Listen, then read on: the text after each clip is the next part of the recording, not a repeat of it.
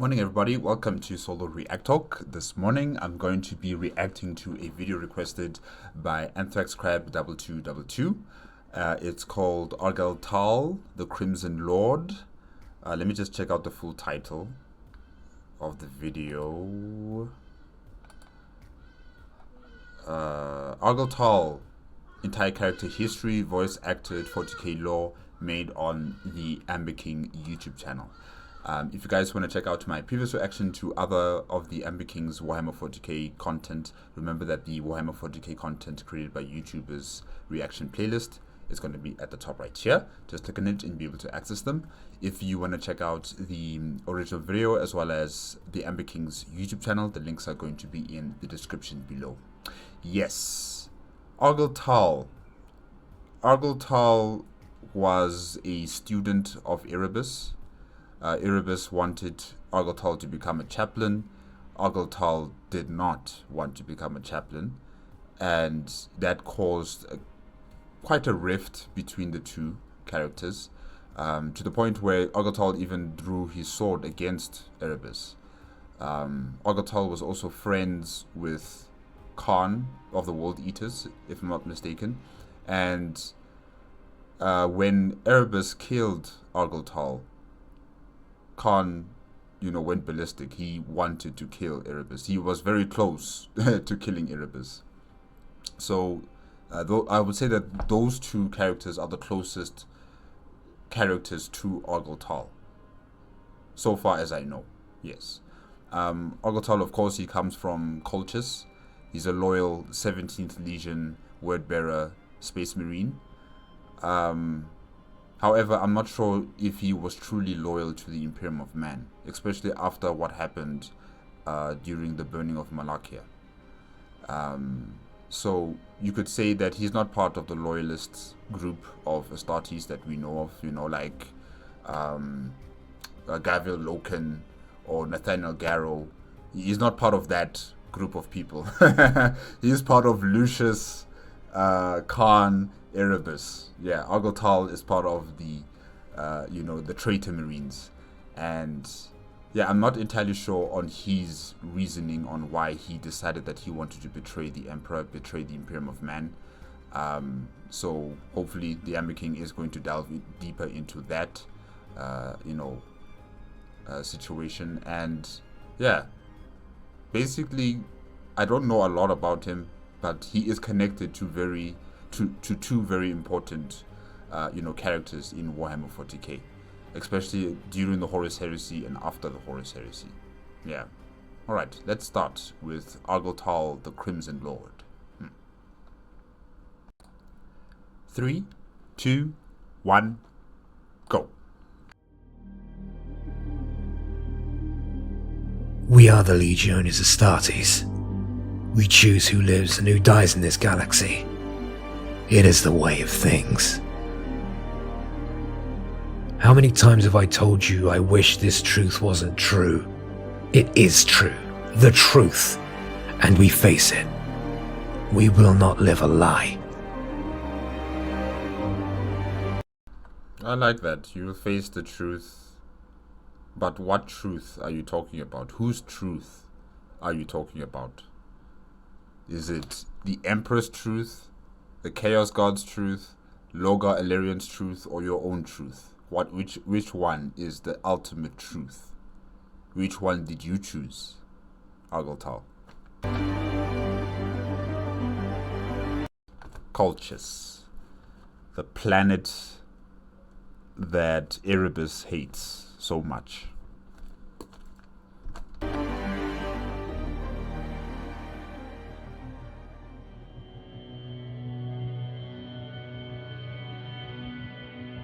I have never pretended to be anything but weak Khan. I do not enjoy war, yet I fight. I do not relish torture, yet I inflict it. I don't revere the gods, yet I serve their holy purpose. Humanity's weakest souls will always cling to the words, "I was just following orders." They cower behind those words, making a virtue of their own weakness, lionizing brutality over nobility. I know that when I die, I'll have lived my whole life shrouded by that same excuse. A bearer of the word, captain of the serrated sun, the Crimson Lord, Lorgar's truest son, a figure of myth to a legion corrupted by dark gods, a man who stared into the abyss of the warp and saw its truth stare back. But who is Argel Tal? What did he see? How did he live? And how did he think? His story begins in the 30th millennium. Humanity is spread across the stars. Like the small glints of jewels, our civilization shines upon millions of worlds. A mosaic of cities and colonies. It would be on this arid desert world, a world 5 times larger than Earth, a world that slowly turned in its baking sun, that a child would be born. A boy was born in the village of Singruk on the world of Colchis. His father had been a quiet man with kind eyes, who had round shoulders from a lifetime of devotion to his craft. His mother was a mouse of a woman with... Hold on. If Colchis is 5 times larger than Earth, that means the gravity on this planet must be extremely high. That means the people on this planet must have thick bone density, right? And, thick muscles, so that they're able to withstand the gravity of the planet. And even if they should fall, it won't really rupture their internal organs or break their bones. Because if it was a regular human being like myself and I landed on Colchis, I would have some serious health complications. I would have difficulty breathing, difficulty moving around, and like I said, if I should fall, my body would shatter due to the high gravity of the planet. So I'm assuming that the people of Colchis are quite short in stature, quite short in stature, and they're bulky, and their bone density is really high for them to adapt and survive on this planet. But when you look at Lorgar, I don't think he is short of stature. So yeah, I'm just wondering, what do the people of Colchis look like? 5 times the size of Earth. Dark eyes and black hair, in the ringlets preferred by the southern tribes. She had smiled a great deal. It was his abiding memory of her. He had 4 older sisters. They had wept when the Legion came for him. The youngest, Lakeisha, only a year older than he was, had given him a necklace of a desert dog's teeth that she made herself. His oldest sister, Dumara, has been every day telling him that he was a good for nothing, but she had no unkind words that day, and instead she brought him a blanket of goat's wool to take with him. A towering demigod stood over the infant with his mother and demanded to know the boy's name. The boy's mother surprised the large warrior with a question of her own. "What is your name, warrior?" "Erebus. My name is Erebus." So Erebus met Argel Tal's family before Argel Tal, was, should I say, enrolled into the Astartes program. Okay, interesting. "Thank you, Lord Erebus. This is my son, Argel Tal." Argel Tal, the last angel. He'd been born a sickly little thing during a year of blight and drought, and was given a name to mark him as the last child his mother would ever bring into their dry, thirsty world. Argel Tal was taken, like thousands of other young boys, to be inducted into the Legiones Astartes. And this was not by choice, it seems. This was like a conscription, codified by law on Colchis, that all young men of age must attend to become possible Astartes for the 17th Legion.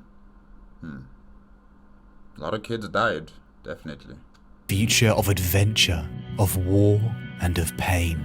Argel Tal had been born in a time on Colchis, where the planet was enveloped by the touch of the Imperium of Man. This large desert world where only its famous flowers of grey could grow. In its raging sun, and then the periods of long, cold dark. It was a homeworld to a Primarch, Lorgar Aurelian. Following the scattering of the Primarchs from Terra in the late 30th millennium, the young Primarch's gestation capsule raced through the warp, clawed and scratched as living nightmares tried to seep in. Lorgar's capsule re-emerged into real space, landing upon this arid world. He found a humble, tanned desert people living in the ruins of civilizations that had long passed. As the boy grew into a man and then a demigod, he changed them. He replaced the old faith of these desert people by starting a holy war, a crusade, in the name of the golden god in his visions. As with most wars, it was won by blood. And what emerged was a united world, a people who had faith in a god emperor. A year passed, and finally their god descended. He came for his son, Lorgar. He came with a divine mission, to reunite the colonies of man, and for this so-called divine mission, he needed warriors, so they came for them. The superhuman warriors came for this world's sons. They came to Argel Tal to take him to the stars, to begin the Great Crusade. And I'm sure, when the Emperor met up with Lorgar, he clearly specified what he is expecting of him, to spread the imperial truth. You gotta spread the imperial truth. Every single planet you conquer, spread the imperial truth. But for some reason, Lorgar did not hear that part, He insisted on venerating the emperor as a god. And he instilled that in his 17th Legion as well, for them to also venerate the emperor as a god. And all the planets that they would conquer, the people must venerate the emperor as a god. Anyways.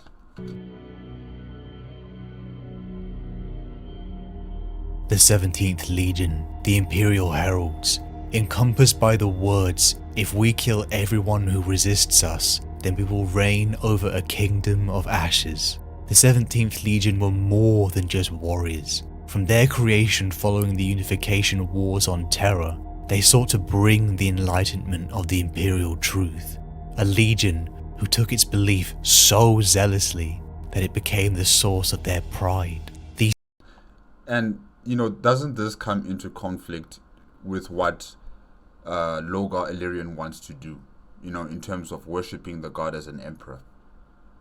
Because the Imperial truth, focuses on atheistic, rational reasoning, ethos or standard of thinking, if I can say that, compared to Lorgar wanting the populace of whichever planet that they conquer to worship the emperor as a god, which is totally against the imperial truth. And the Imperial Heralds, they were zealots when it comes to the introduction and the implementation of the imperial truth. So there must have been some sort of animosity in the Legion. Their Primarch thinks differently from the Legion. And the Legion, the Imperial Heralds, come from Terra, if I'm not mistaken. All the Astartes in that Legion come from Terra. And yeah, I'm just wondering, how is it that the Imperial Heralds just flipped 360 and decided that they're going to follow what Lorgar is teaching in terms of worshipping the Emperor as a god? Or maybe because, Astartes are loyal dogs of their Primarchs. They will do whatever their Primarchs demand of them. So probably the moment the Imperial Heralds looked upon their Primarch, they just fell on bended knee and just said, yes, we will do whatever you want. We will throw away the imperial truth and we will focus on what's the book called again that Lorgar penned down? Divinatus, yes. We will start implementing the Laetitia Divinatus as the main gospel that's to be spread throughout the entire galaxy. It's very funny, very interesting as well. Just wow. Superhuman warriors who were also scholars. The Legion cut a swath across the galaxy for decades, bringing world upon world into compliance. And then they received the news. Their Primarch, their Gene Father, the source of their transformation had been found. The Emperor and the Great Crusade's borders reached Colchis. The Legion, raised upon its atheistic belief, laid eyes upon their Gene Father, and it was almost overwhelming. You can imagine the sensation of standing before a Primarch. And remember, Logar also has the spitting image of the Emperor. You know, his face is similar to the Emperor's face. So it's a double hit in terms of the Imperial Heralds. You know, not only are they with their Primarch, but their Primarch looks like the Emperor of mankind. That has to hit them emotionally like no other, legion in the Imperium of Man. Definitely. The tears begin to well up. Your heart starts racing. You feel as if you are standing before perfection, like you are before the most incredible thing. Even the transformed Gene Sons from Terra felt as if they were standing in front of a roaring sun. Many legionaries finding they could only endure his presence for small periods of time. Like with many of his brothers, Logar began to reshape his legion into his image. The 17th listened to him, to his wisdom, his... Yes, of course they listened to him, because the Astartes that were replacing the Terran-born Astartes come from Colchis. And, it's far more easier for Logar to start preaching that the Emperor is a god to people who are already conditioned to believe that the Emperor is a god, because they come from Colchis. So definitely it'll be much more manageable and easier for Logar to completely convert the entire legion into his ethos of thinking that the Emperor is a god. And I think this transformation of the legion happened pretty fast. The Terran-born Astartes were probably sent to dangerous theaters of battle. They died in their hundreds of thousands, and those hundreds of thousands were replaced by young recruits coming from cultures like Argel Tal. Faith. Logar believed his father, the Emperor of Mankind, was a god. He was powerful beyond measure. Look at what he had achieved. Remember the presence of him. Might made right. Over decades his teachings began to permeate his sons. Perhaps the idea of them being part god appealed to them, whether they would admit it or not. It would be a legion, swayed by divine faith, that Argel Tal would join. The new recruits from Colchis were taken in their thousands, the last time most would ever see their children, each family devastated, but comforted knowing that their sons were joining the ranks of angels.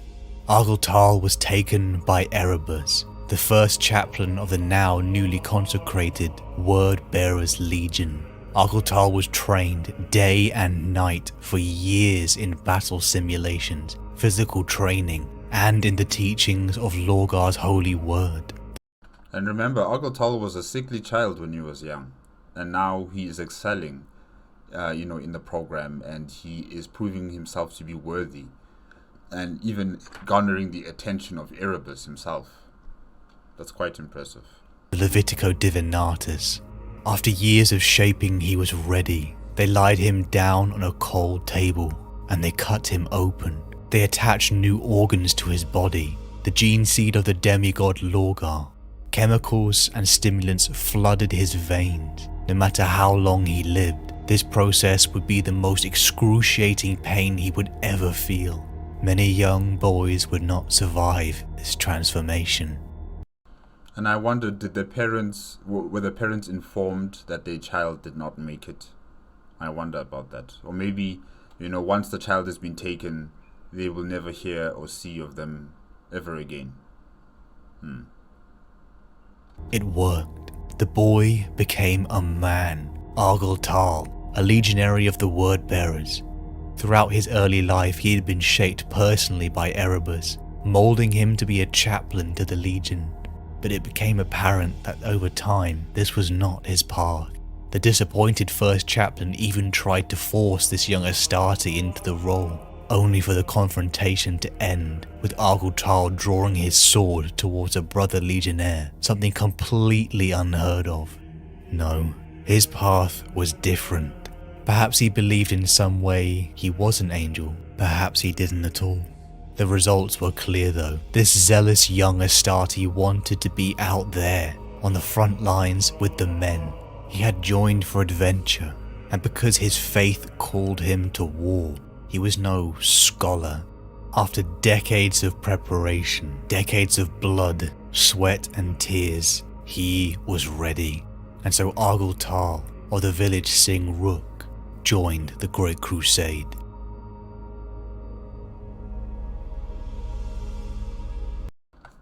The Great Crusade. Yes, you're going to have adventure. Hell, I might even say you might have fun. You know, crusading across the galaxy. But then you will also have pain. A lot of it.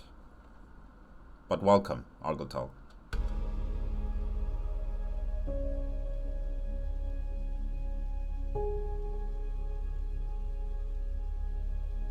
Faith. Faith is to believe what you do not see. The reward of this faith is to see what you believe. The sensation of the mystical, the sensation of love, a connection that ties all living things. Faith is something we all share. Faith in family, friends, systems, philosophies and religions. Why is it that we are all so attracted to faith? Perhaps because religious or not. Humanity is driven by the escape of death. Most people aren't afraid of death. They are afraid that their life meant nothing, that it had no purpose. Are you afraid to die? Unremembered? Forgotten? It is easy to see why Lorgar, Argel Tal, and the Word-Bearers took great comfort in the fact that their actions were divinely mandated. The Great Crusade. Yeah, their actions are divinely mandated only as far as implementing the imperial truth and making sure that worlds become compliant with the standards of the Imperium of Man, not the the spreading of the Laetitio Divinatus in terms of worshipping the emperor as a god.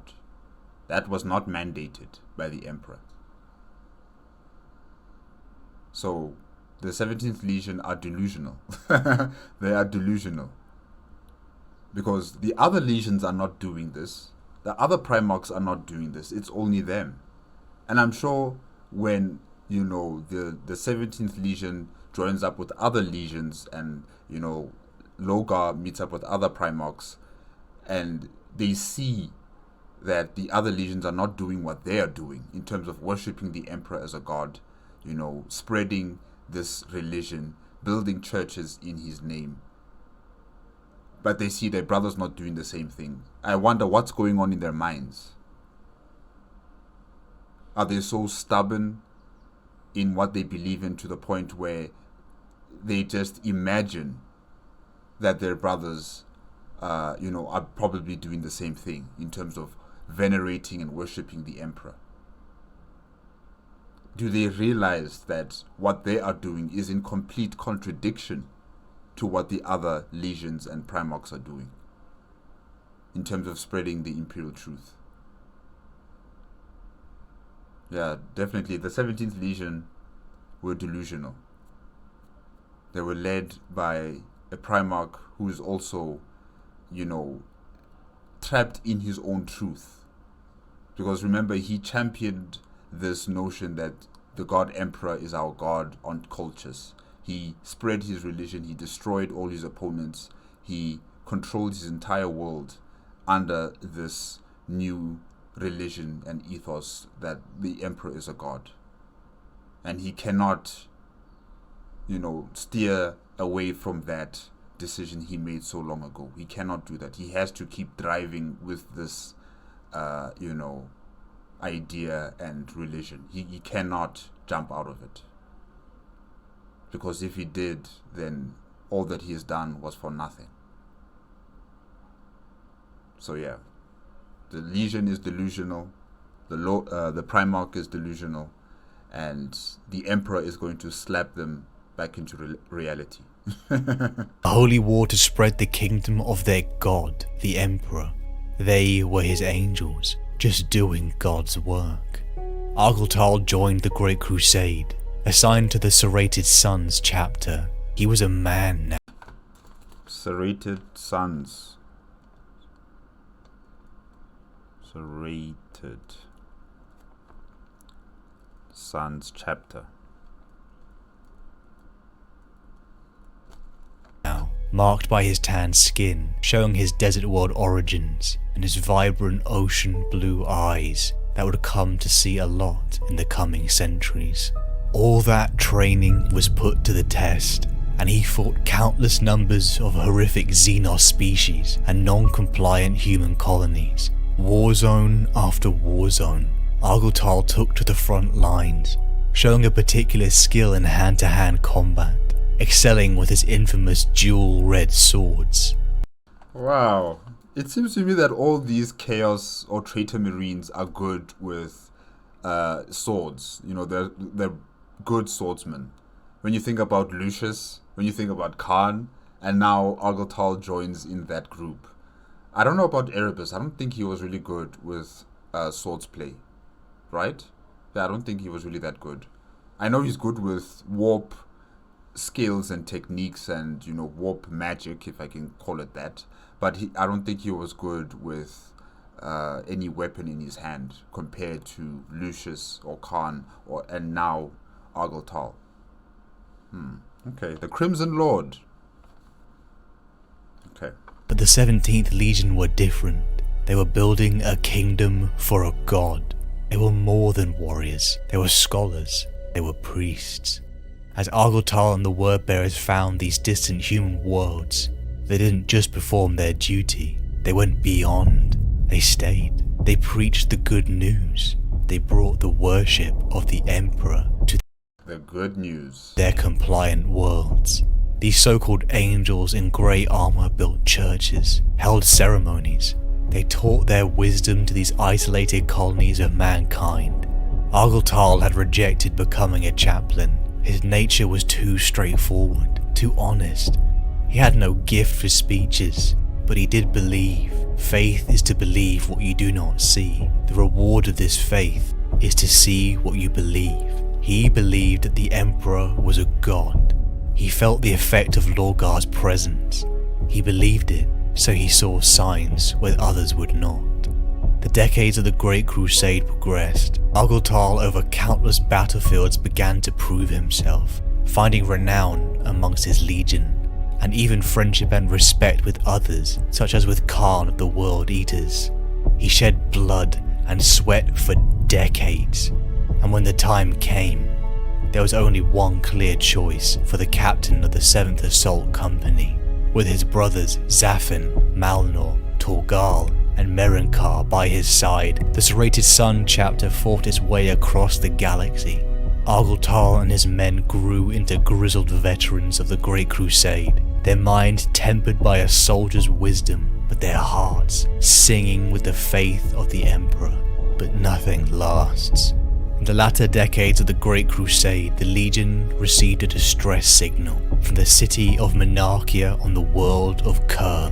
Monachia was the Legion's crown jewel, the perfect city, a place in unwavering dedication to the God Emperor. When Argel Tal and the Legion arrived, they were ordered by Rabute Gilliman of the Ultramarines to muster on the surface. The temple city had been utterly destroyed. Lorgar was enraged, screaming at Gilliman for his heresy. His heresy. Wow. Argel Tal and the legions tensed, sensing this was going to escalate, until a pure, golden, beautiful light erupted in front of them. The Emperor had arrived. Did the Emperor land with his Stormbird, or did he teleport to the planet? I can't remember. I think he teleported, right? Yeah.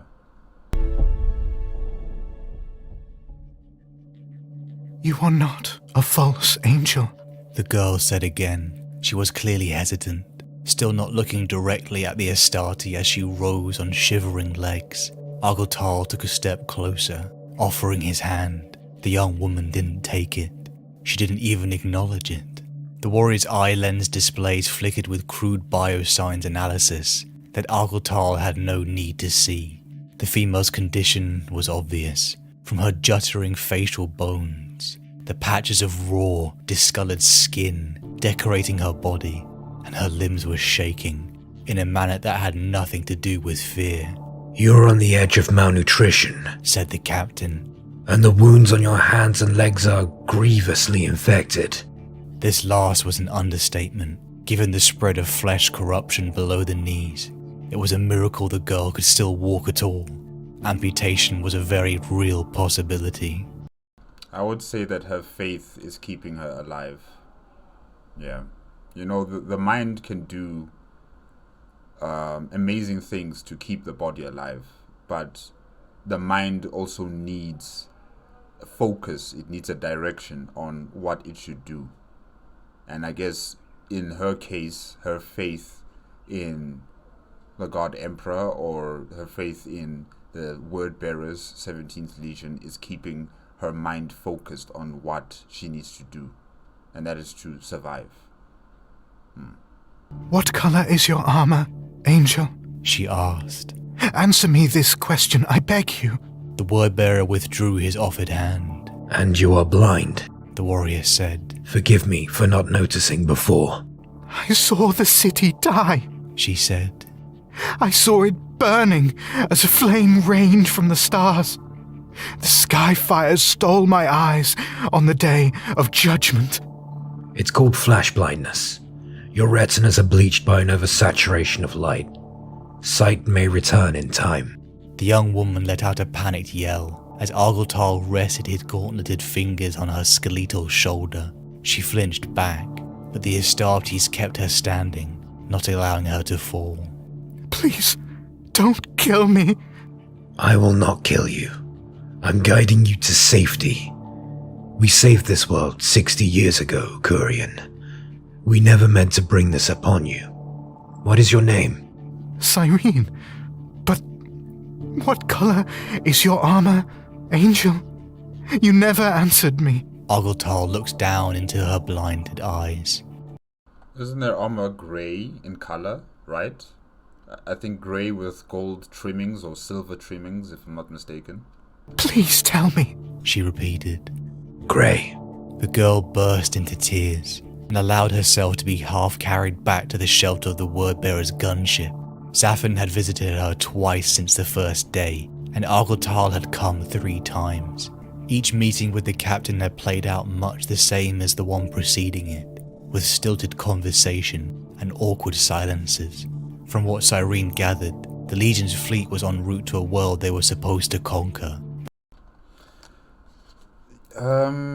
I think Cyrene was resurrected by Erebus, if I'm not mistaken, right? I'm not sure who killed her, but I remember Erebus had gained the knowledge to resurrect people from the dead, and he did it to help Argel Tal. I'm not sure if Argel Tal asked Erebus, or Erebus just offered, that option to Argel Tal, that I can resurrect her. I'm not entirely sure of her importance, but clearly she's also important in Argel Tal's life. It's not just Khan, it's not just Erebus, now it's also Cyrene. Okay. But they were denied the order to begin the assault. Why? She asked, glad to have even this uncomfortable company. Aurelian remains in seclusion. Argel Tal had said. Aurelian? A name for our Primarch, spoken by few outside the Legion. The Golden One. Right? Yes, I think it's the Golden One. It's Colchisian, the language of our homeworld. It's strange Cyrene confessed. to have a nickname for a god. Argel Tal fell silent for some time. I thought it was his last name. No. Shouldn't his last name be Pharaon? Cor Pharaon is his adopted father. So it would be Logar Pharaon, right? Okay. Yeah, so alright. Illyrian, I'm not entirely sure if it is his part of his last name, or was it just a title bestowed upon him by the people of Colchis? I'm not entirely sure. A Primarch is not a god. Sometimes the sons of gods, despite the power they inherit, are demigods. And it's not a nickname, it's a term of kinship, used only among family. It translates... It's like the Al-Gaib of Dune. loosely as the Gold. You said he remains secluded. Yes, within his chambers on our flagship Fidelitas Lex. Does he hide from you? You could say that. You could say that he is hiding from his legion. Remember that right now he's in a point of mental crisis after what the Emperor has done to him, rebuking him, destroying his perfect city, and he's shattered. And in that time of weakness, Erebus and Cor Pharaon are going to give him a new directive, a new plan, a new journey to rediscover the old faith. The faith centered around the Chaos Gods. So at this moment in time, he is lost, but he's going to find a new directive very soon. He heard the Astarte swallow. I am not entirely comfortable with this line of discussion, Cyrene. Let us just say that he has much to contemplate. The God Emperor's judgment is a burden upon many souls. The Primarch suffers as we suffer.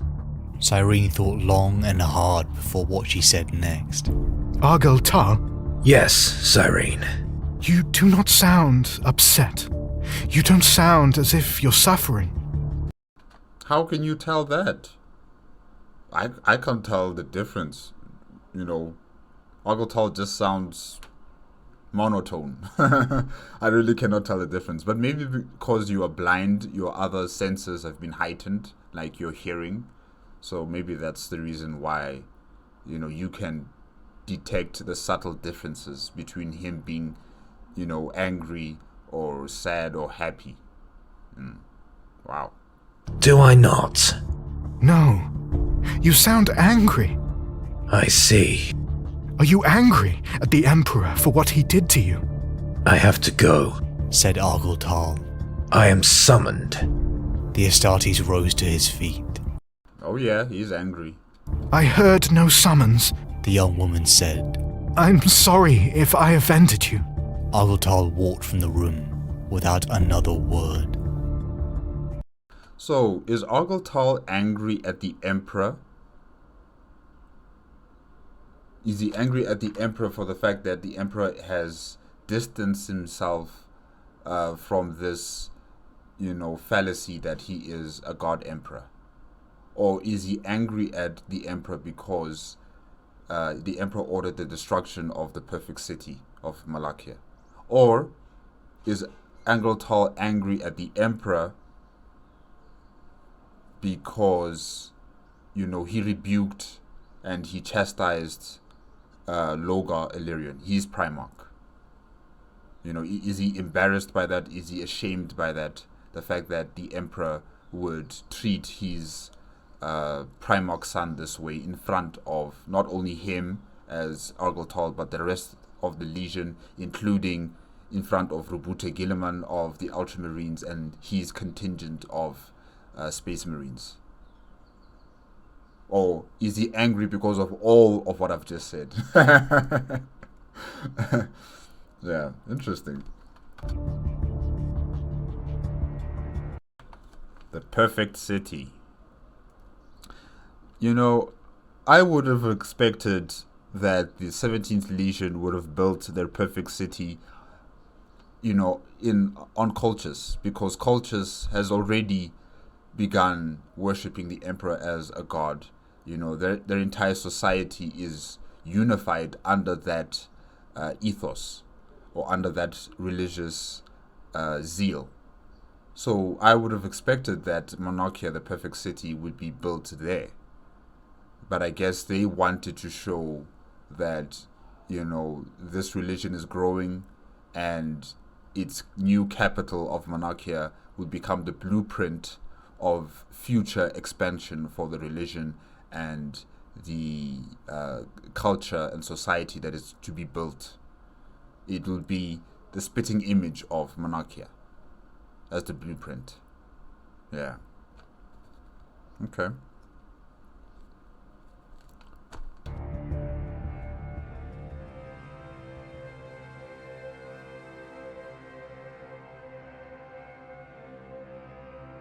The Emperor, their god, had descended onto the world of Kur.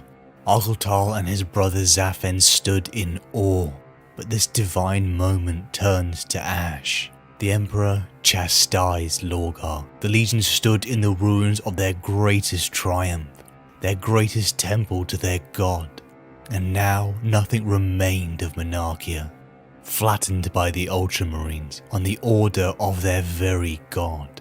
Lorgar pleaded with his father, begging him to just admit what he was, but his pleas were silenced in an act of violence. The Emperor used his immense psychic abilities to force Lorgar, Argel Tal, and the Legion to its knees. Over 100,000 superhuman warriors crashed into the dust and ash. Argel Tal felt the immense pressure completely overwhelm him. He felt this crushing weight pressed down. His mind was overwhelmed. He was pushed to his limits in his attempt to stay conscious. But what came after was worse. The Emperor decried the 17th. He told them that they had failed, that their conquests of the last 2 centuries failed the Great Crusade, that they had encouraged the very ignorance the Emperor has sought to rid the galaxy of. Everything that they had done meant nothing. I mean, I don't understand why would they be so surprised by this. Because it has been clear, it has been repeated over and over and over again that the imperial truth is the only system or only sort of ideal that should be spread in the galaxy. The imperial truth. It was clear. But for some reason, Lorgar did not want to accept that. Or like I said before, he understood it, but he could not change course because this is how he built his entire society in Colchis, in venerating the Emperor as a god. And now you're asking him to change that narrative and support the imperial truth. He probably could not do that. He could not bring himself to do that after all that he has done on Colchis, But then for the rest of the Legion also, for them not to realize or understand that, the Emperor is demanding that they spread the imperial truth, but they can't seem to get that through their heads. And now they're surprised when the Emperor, distance himself from this notion that he's a god, and he destroys their perfect city. Like I said, this Legion is very strange. The way they think is very strange. Very, it's based on their own delusions of faith. Their own delusions in thinking that they have been given the divine right by the Emperor to worship him as a god. With the pressure lifted, It was Argel Tal and Zafin who rose first. They rushed to their Primarch, trying to help him to his feet. It was the first time Argel Tal had ever truly been face to face with his Gene-sire, and this first true meeting was marred by Lorgar's haunting screams of pain and frustration. Lorgar's presence was difficult enough, but to see him this way pained his son, overshining the usual sense of awe. The word-bearers were humbled. Their god had told them they were wrong and were to be put under strict supervision by a contingent of custodians. The reeling legion was ordered back to its fleet. It was on the journey back, Argel Tal caught a glimpse of something wandering in the dust. Cyrene, the now blind, once priestess of Monachia. Oh, she was a priestess. Oh, okay. Like I said before, her faith has kept her alive throughout this entire ordeal, in the city of Monachia. And now that we hear that she's a priestess, it just clearly shows, where her mindset was throughout this entire situation. Argel Tal saved her, perhaps a reminder of the Legion's failure to protect Monachia and what their actions had brought upon her and thousands of others. Argel Tal came to speak with her many times. He was a centuries-year-old grizzled veteran of war, but Cyrene needed no eyes to see the core of his words. You do not sound upset. You do not sound as if you are suffering. No, you sound angry. The words flustered him because they were true. She was right. He was angry. He was taken from his family on Colchis. He was trained for decades, cut open. He listened to the words of his Primarch. He gave himself over to the Great Crusade, this holy mission, this grand purpose. He fought for over a century in horrific conflicts, losing friends and brothers. He praised his God and followed his will, and then to be told it was all for nothing.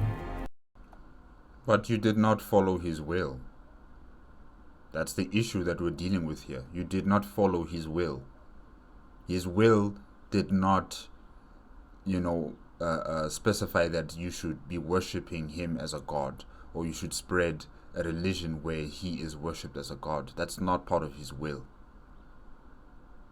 And the truth that you have followed is a misguided one.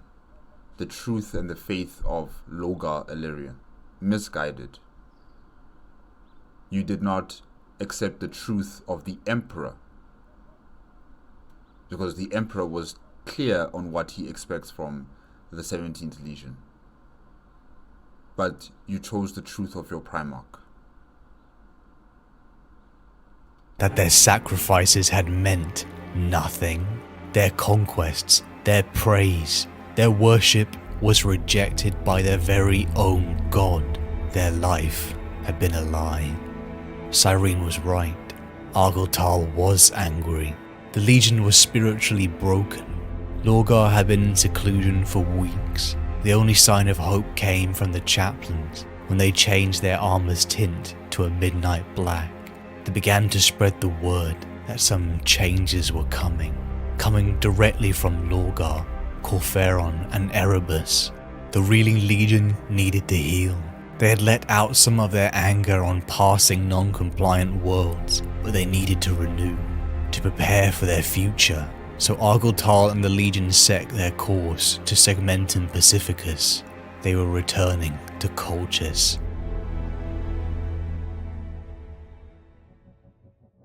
The fear has faded.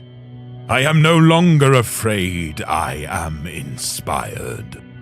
You cannot hide it from me with mere words, brother. Hello, Magnus. Long time no see. And you are right to fear what may come to pass. You stand upon the precipice of destruction, and still contemplate a path that will send you falling over the edge. I understand your pain. Everything you achieved on Colchis was for a flawed faith. Every compliant world is one your Legion must revisit and reshape. But you cannot live in fear of making another mistake. Lorgar said nothing for several moments. At last, his shoulders slumped. You could have helped me, Magnus. The Wordbearer's Primarch lifted his hands away and walked back to the wine table. We could have taken the pilgrimage together and sought the place where the stars are stained by divine influence. You see into the great ocean better than anyone else. You could have been my navigator. Magnus narrowed his good eye. In sympathy, the puckered scar marking the absence of his other eye pulled tight. You know, in this discussion, I wish it was not Magnus talking to Lorgar. I wish it was Perturabo or Ferrus Manus who was talking to Lorgar. Lorgar needs to be set straight. He needs to be set straight. Because clearly what the Emperor has told him has not registered in his mind. What the Emperor has done, to the city of Monachia has not registered in his mind completely. He's not fearful of his father. He's not respecting what his father requests of him. And that was to continue the crusade and to make sure that worlds become compliant with the Imperium of Man and to spread the imperial truth. He's not doing that. He's following Cortheron, he's following Erebus's plans on finding the old faith and finding the chaos gods within the Great Sea or the warp. And he's not supposed to do that. They're not allowed to do that. They're not allowed to delve into that realm or dimension of the warp. They're not supposed to delve into that type of existence. The Emperor has told all of his sons about this, especially Magnus. So I just wish it were Perturabo here or it was Ferrus Manus. I know Perturabo might probably give him a backhand. He might give Lorgar a backhand and remind him that our father said that we should not delve into this, existence of the warp. We should not be dealing with it. We should not be meddling with it. Maybe then Lorgar would have listened. But it's Magnus, and Magnus, he also acts on his own desires. He also believes that he's always right. He's not the right person, really, to be talking to Lorgar at this very moment. Because Lorgar is about to make his decision on, taking this pilgrimage into the warp.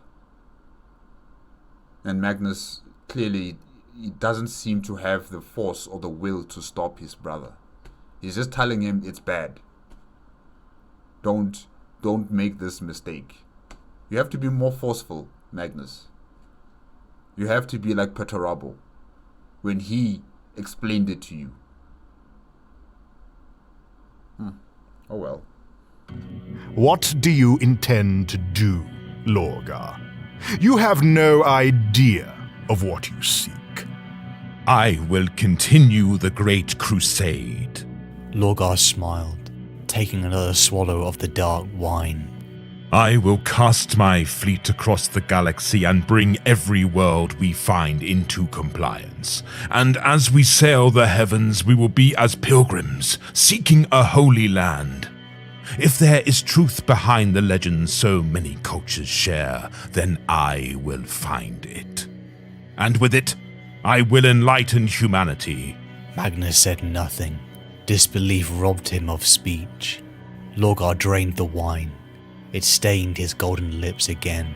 I will apply my legion's full strength to the Great Crusade, and never raise another monument in the Emperor's image. I will do it all under the watchful eyes of his Custodes' war dogs. Surely there is no harm in recording ancient tales of faith from the cultures we encounter. You yourself assured me that they were all false. Unfortunately, he's right about that. There's no harm because Magnus does the same thing.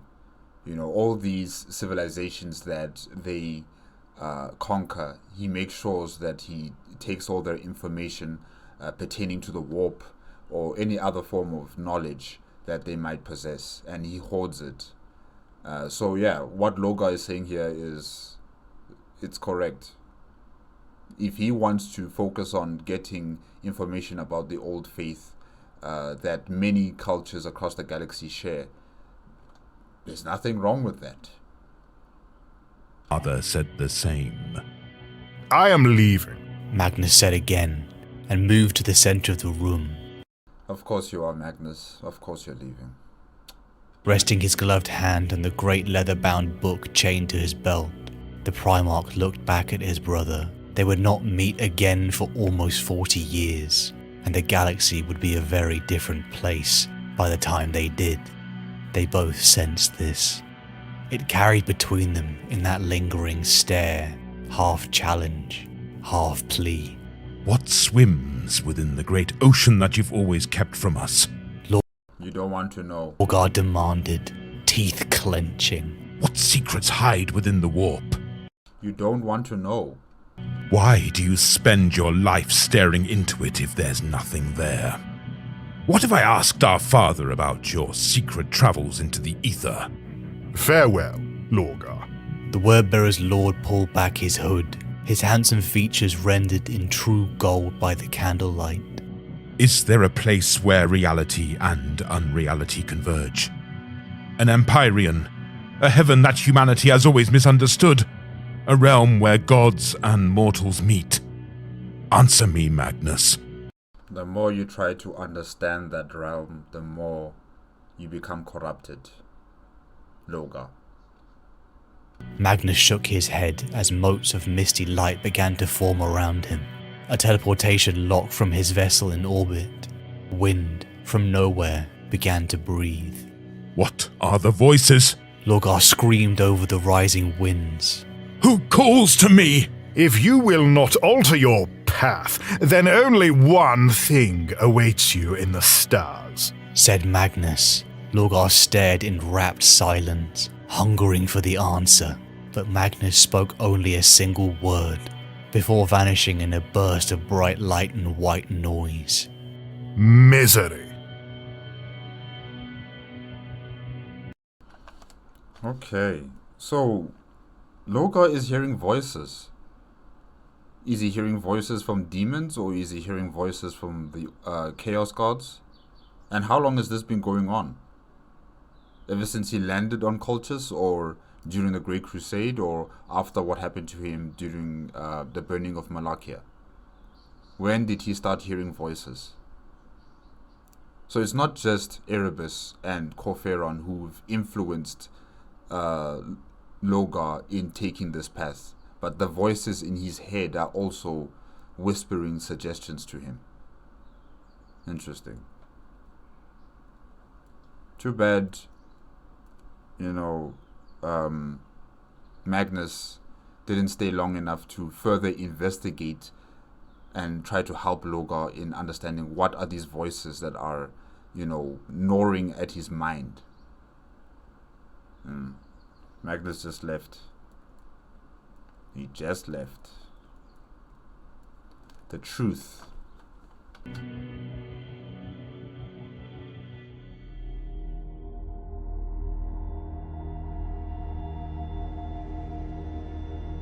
Faith or knowledge. Faith is to believe, even when you do not see. It is a choice. Logar Aurelian taught his legion to make this choice, and Argel Tal and his brothers did, most having never even seen the Emperor with their own eyes. They chose to believe. But what if you did not have faith? What if you saw a god? What if you knew that this celestial being existed, whether you had faith or not? What would you do with that?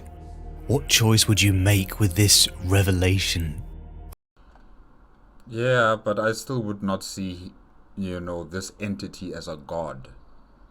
It's a powerful entity, it's a powerful being, but it's not a god. Argel Tal had faith in the Emperor. All his life, from Colchis to the Legion, he was taught to have faith. But something broke inside him upon the ashes of Monachia. The Legion felt it too, a chasm in their hearts. It was upon their return to Colchis, Argel Tal, Cyrene and Zafin and the other members of the Serrated Sun were summoned to meet with Lorgar. Following his discussion with Magnus, it was under the awe-inspiring gaze of Lorgar that finally the stirrings of the chaplains had been revealed. Lorgar had come to a revelation. He wanted to see what swims within the great ocean, the warp. He wanted to begin a pilgrimage. He wanted to explore the truth about the faith he destroyed centuries ago on Colchis. He wanted to know who were the voices, who had called to him his whole life, and he wanted Argel Tal and his brothers to help him. You know, you would also think that Lorgar would talk to his father about these voices he keeps hearing in his head. You know, at least talk to someone. Talk to someone, who, especially someone who is knowledgeable about the warp. Ask them what's going on with me. Why am I hearing voices? But Magnus ran away. The Emperor is not really interested. I don't know who else can he turn to besides Erebus and Corferon. Wanted the man who was first to help him to his feet on Monachia. You could imagine the rush of excitement, pride, and confusion that began racing through his mind. The Primarch chose him and his brothers to be so close to his gene father, but on a journey into that realm of madness. With the preparations made, the Serrated Sun chapter with their Primarch began their pilgrimage, along with the watchful eyes of the Adeptus Custodes. The nature of the Legion's journey, the first lie of many. 3 years passed for Argel Tal and his chapter, though this time had changed them all. No longer did the sign of the Aquila pass the ranks of the Legion. All talk of their once feverish devotion to their god had died. So they are lying about, the mission that they're on. They've lied to the custodians that are aboard the vessels with them about the mission. They've lied to them about what they're doing or where they're going. Okay? Because I was wondering, how can the custodians just accompany Lorgar and the 7th Assault Company, on this journey, on this pilgrimage to find the old faith? This is something that should be alerted back to Terra, that, Lorgar is not adhering to the demands of the Emperor in terms of spreading the Imperial truth and continuing the crusade. He's on his own mission. But now that we're hearing that, the Legion has tried to keep it as a secret and have lied to the custodians, it is understandable how this has gone through without any hindrance. But clearly, the Emperor should have been more excessive in his discipline against Lorgar, Illyrian, and the 17th Legion. He probably should have killed at least half of the Legion. He probably should have killed half of the Legion as a lesson. Don't ever do this again. If you do it again, I'm going to kill everybody else. You'll be alone, Lorgar. But he can't do that. He needs their forces for the crusade, and that's what's paramount in his interest as the Emperor. But yeah, clearly, Lorgar is not afraid. The 17th Legion are not afraid of the Emperor. They will do what they want. Consequences be damned. They were in limbo. They didn't really know who they were. Argel Tal in this time found comfort in his friend Cyrene, who was elevated by Lorgar into the Legion's confessor. Argel Tal and his brothers spoke countless number of times to the young blind woman. Argel Tal and Cyrene's friendship deepened as their understanding of each other became complete, like someone who truly knew everything about you. Argel Tal, at his heart, was an honest soul, and he needed this time for confession, for the deception he was having to endure. The custodian squad sent to watch over the Primarch had cut an isolated silhouette amongst the thousands of legionary forces. Argel Tal alone seemed not to show this coldness. As the Emperor's chosen, many felt the chasm between themselves and these near-perfect warriors. But Argel Tal had seen them fight. They were incredible, fast and deadly, but they fought like lions. This is concerning.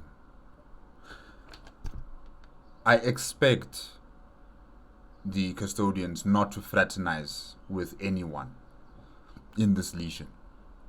I'm expecting them to just be, diligent and monitor the 17th Legion of their actions and their conduct. That's it.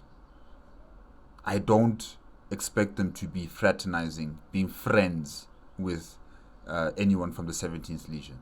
And now that we're hearing that that's what's happening here between Argel Tal and some of the custodians, this is concerning. And the fact that Argel Tal has watched them train, that should not have happened. The custodians, yes, they are strong, they are powerful superhumans. But more than that, they have to present an aura of fear and respect. Nobody is supposed to know how you are able to fight as a custodian. Nobody. Only when they face death. That's the only time when they should realize how you fight in combat. And really, as I've said before, the custodians should be mysterious. They should be, people that cannot be understood by regular space marines or by, human beings, and even by the Primarchs. They're not supposed to really understand or know custodians, because you guys are the protectors of the Emperor. No one can truly understand your strengths or your weaknesses. Only you guys as the custodians should understand that stuff. Nobody else. And now the fact that what's his name again? Sorry, I forgot his name right now. Argel Tal, sorry.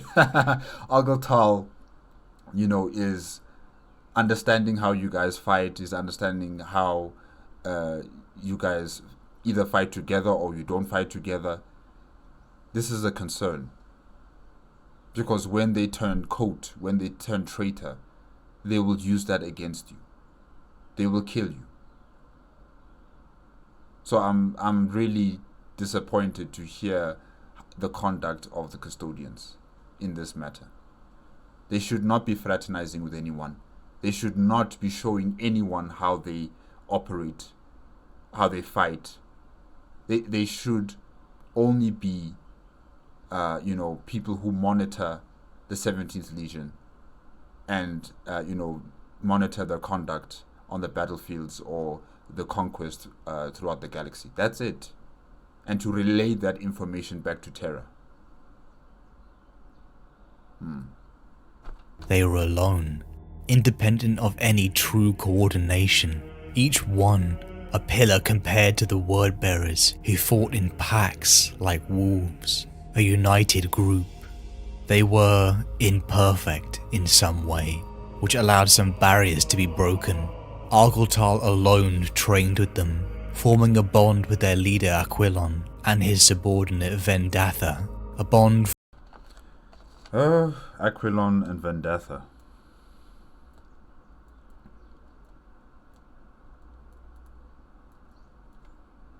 Vendatha.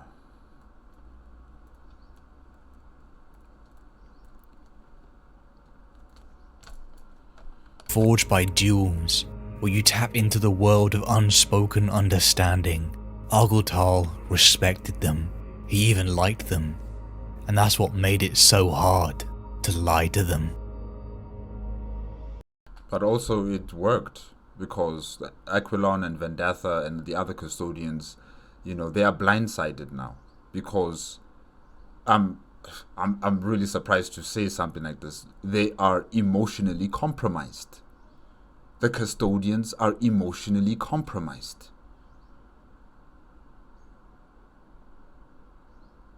They have failed.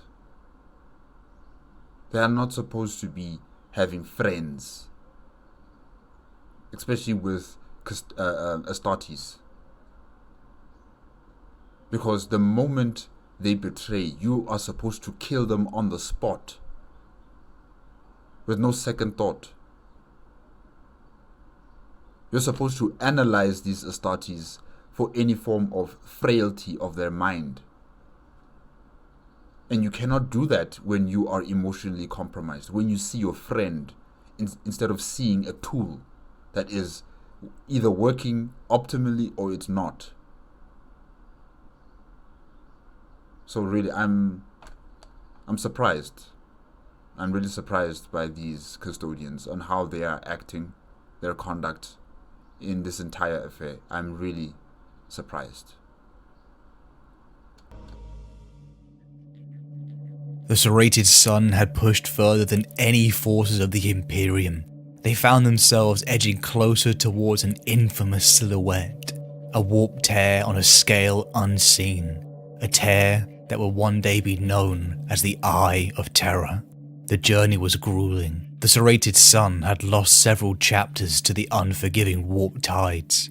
Argel Tal and his brothers lost many friends and comrades that they had shared countless battlefields with, never to be seen again.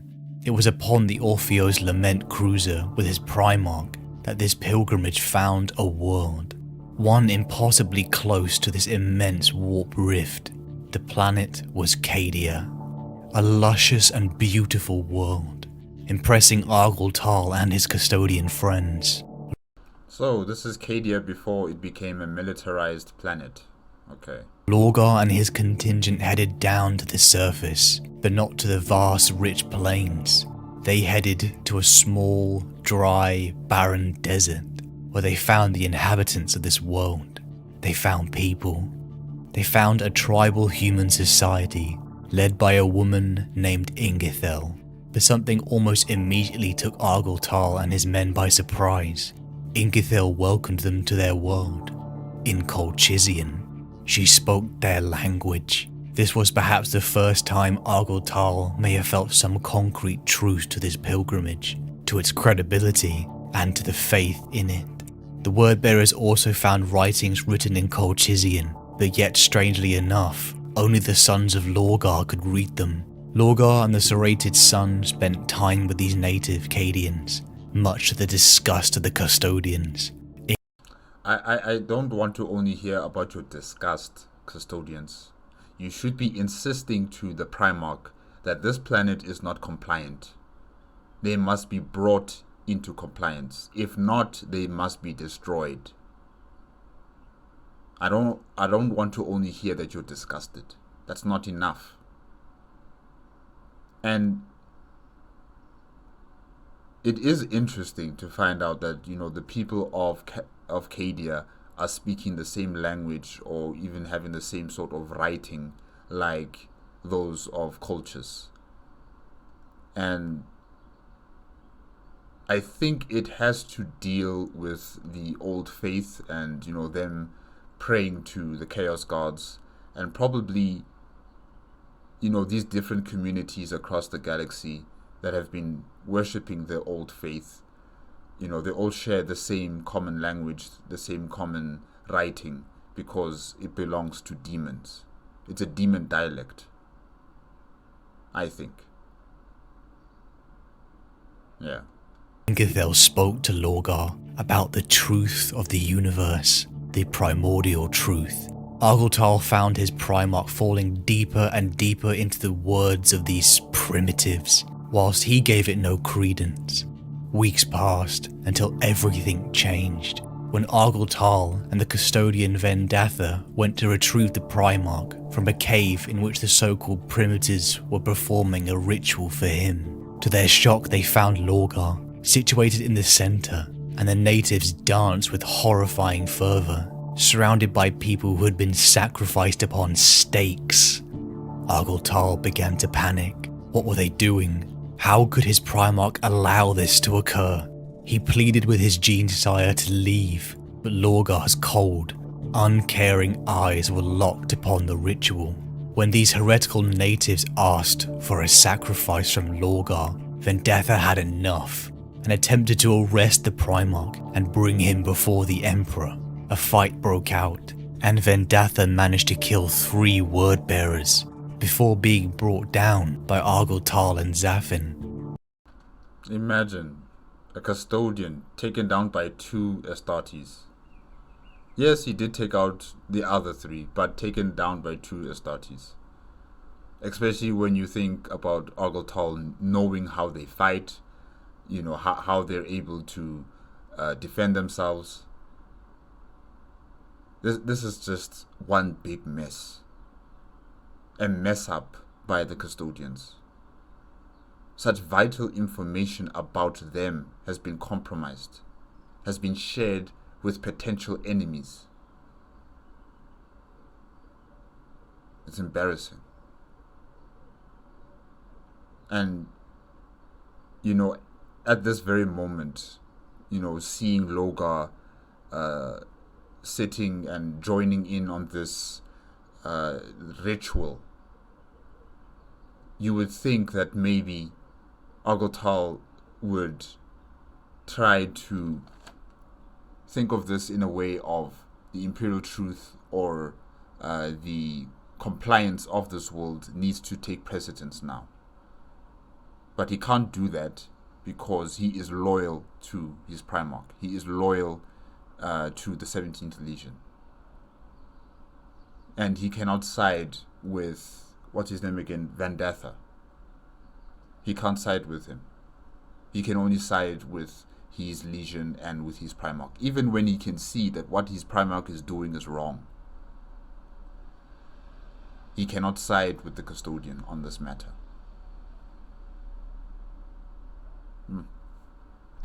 Argel Tal was enraged. How could all of this have happened? What madness is this? He had just struck down a friend. No truth was worth this. Then the worst of all came. Vendatha was barely breathing. His panicked eyes met Argel Tal's. The Cadians began to take off his armor, and as the enraged Argel Tal screamed at them to leave his friend, Lorgar stopped him. All I ever wanted was the truth. The word that had encapsulated Lorgar rang true. Lorgar wanted the truth, irrespective of how he had to achieve it. And at this moment, like I said, you would expect Argel Tal to fight against this, but he can't. He can't do that. He's just too loyal to his Primarch. He's loyal to the 17th Legion. Even when he sees his friend, Vendatha, being, taken by these people. Argel Tal pleaded, but Lorgar silenced him, telling him he would kill him if he disobeyed. So Argel Tal stood there, horrified, as the Cadians staked his friend, completing the ritual. The woman Ingithil exploded in a storm of violence, light and raw energy shaking the foundations of reality, and what was left before Argel Tal and Lorgar was this horrific, mutated, bestial creature. A demon. A nightmare that lurked in the human psyche. Ingithel the Ascended. The creature began whispering. It told Lorgar he was on the path to truth. It needed Argel Tal and his brothers for the next part of the journey. They're probably going to be sacrificed as well. To the place where gods and mortals met. Lorgar asked this demon if it would hurt his sons. Oh. No, they'll be fine. And it said yes. Yes, it would. Corruption. Yeah. Yeah. This is the truth that you've accepted, Argel Tal. This is the truth you've accepted. This is the truth you're willing to defend. You're willing, to go along with. Yes, you might have protested and, defended your friend Vandatha from being staked. But it wasn't enough. You should have fought, even if it means dying. At least you are defending your friend from something that is wrong. It's wrong what they were doing to him. It's wrong what you did to him. Because Vandatha, a custodian, is simply doing, as it's expected of him in terms of as a custodian and as a warrior belonging to the Imperium of Man. He was in the right. But you did not defend him. You did not defend your friend. Instead, you backstabbed him. You chose your Primarch. And now your Primarch is prepared to throw you under the bus. You chose this faith. You chose this truth.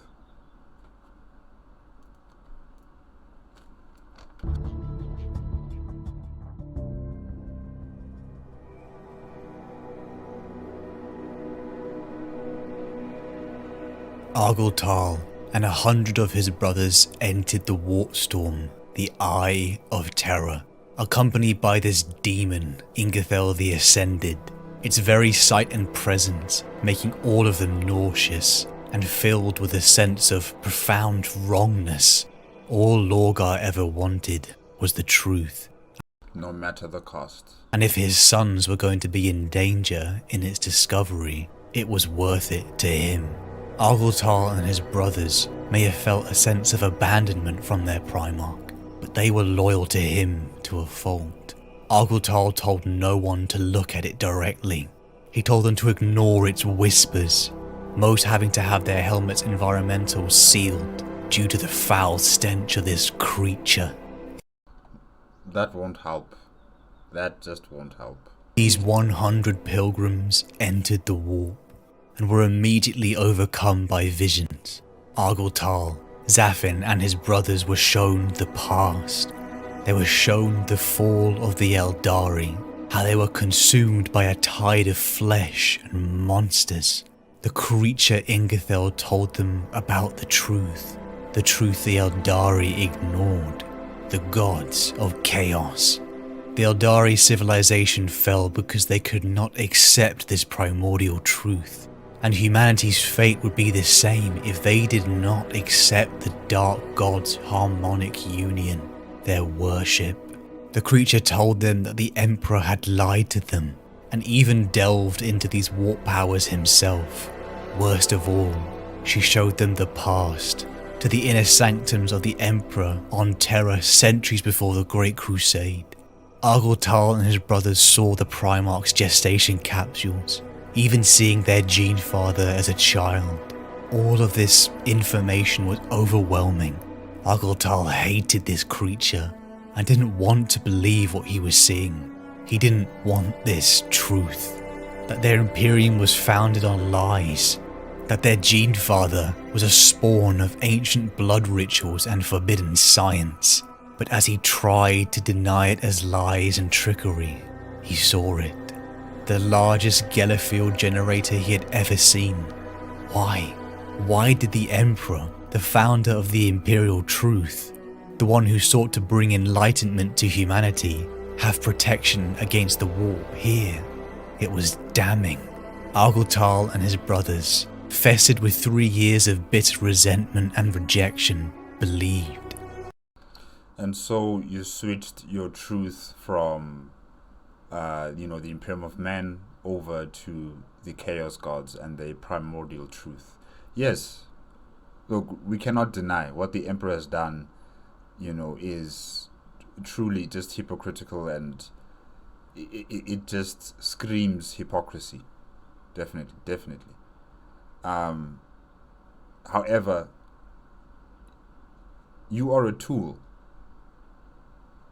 You are a tool that was designed and tasked to defend humanity, to protect humanity, to fight for humanity under the banner of the Imperium of Man. how the emperor conducts his affairs, or how the emperor, has created his children using warp arts, that has got nothing to do with you. That is above your station as an Astartes. It's above your station. Your responsibility was to wage war under the banner of the Imperium of Man. The emperor tried to correct you on the path that that the 17th Legion was taking by worshipping him as a god. He tried to correct you. But instead of you understanding that discipline and correction by the emperor, you were angry. You were angry at him as about the actions he committed on Monachia. You were angry about how he treated Logar. You were angry how he treated the 17th Legion. Instead of just accepting what has happened and try to do better.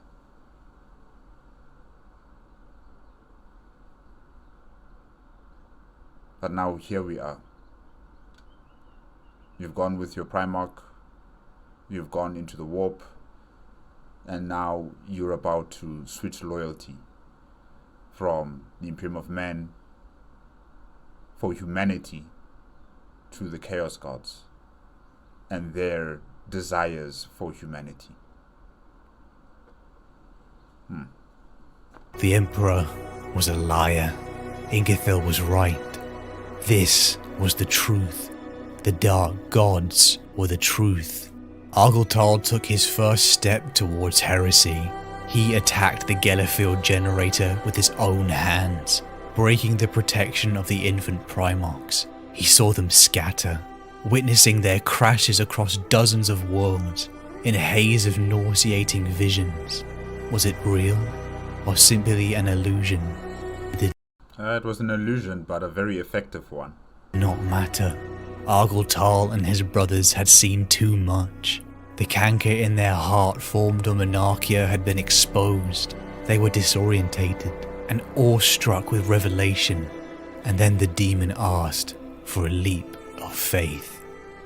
Argel Tal's ship re-emerged from the warp storm, limping into Vox range. To Logar's contingent, they had been gone no longer than a minute. But that perception changed when the Primarch saw his sons. Argel Tal, Zafin, Dargo Tal, and Malnor looked like emaciated husks. For them, they had been lost for 7 months, compared to Logar's single minute. The demon's leap of faith was death. Ingethil had murdered Argel Tal and his brothers. The boy from Colchis died. So what's in his stead is a demon. The demon has taken possession over the body. Yeah. But moments later he rose again, like puppets on strings. Something was wrong. He was different. He was not alone. Argel Tal and his brothers had been revived with demons inside them, taking 7 months to limp back into real space, growing their parasites. They had become the first heretics.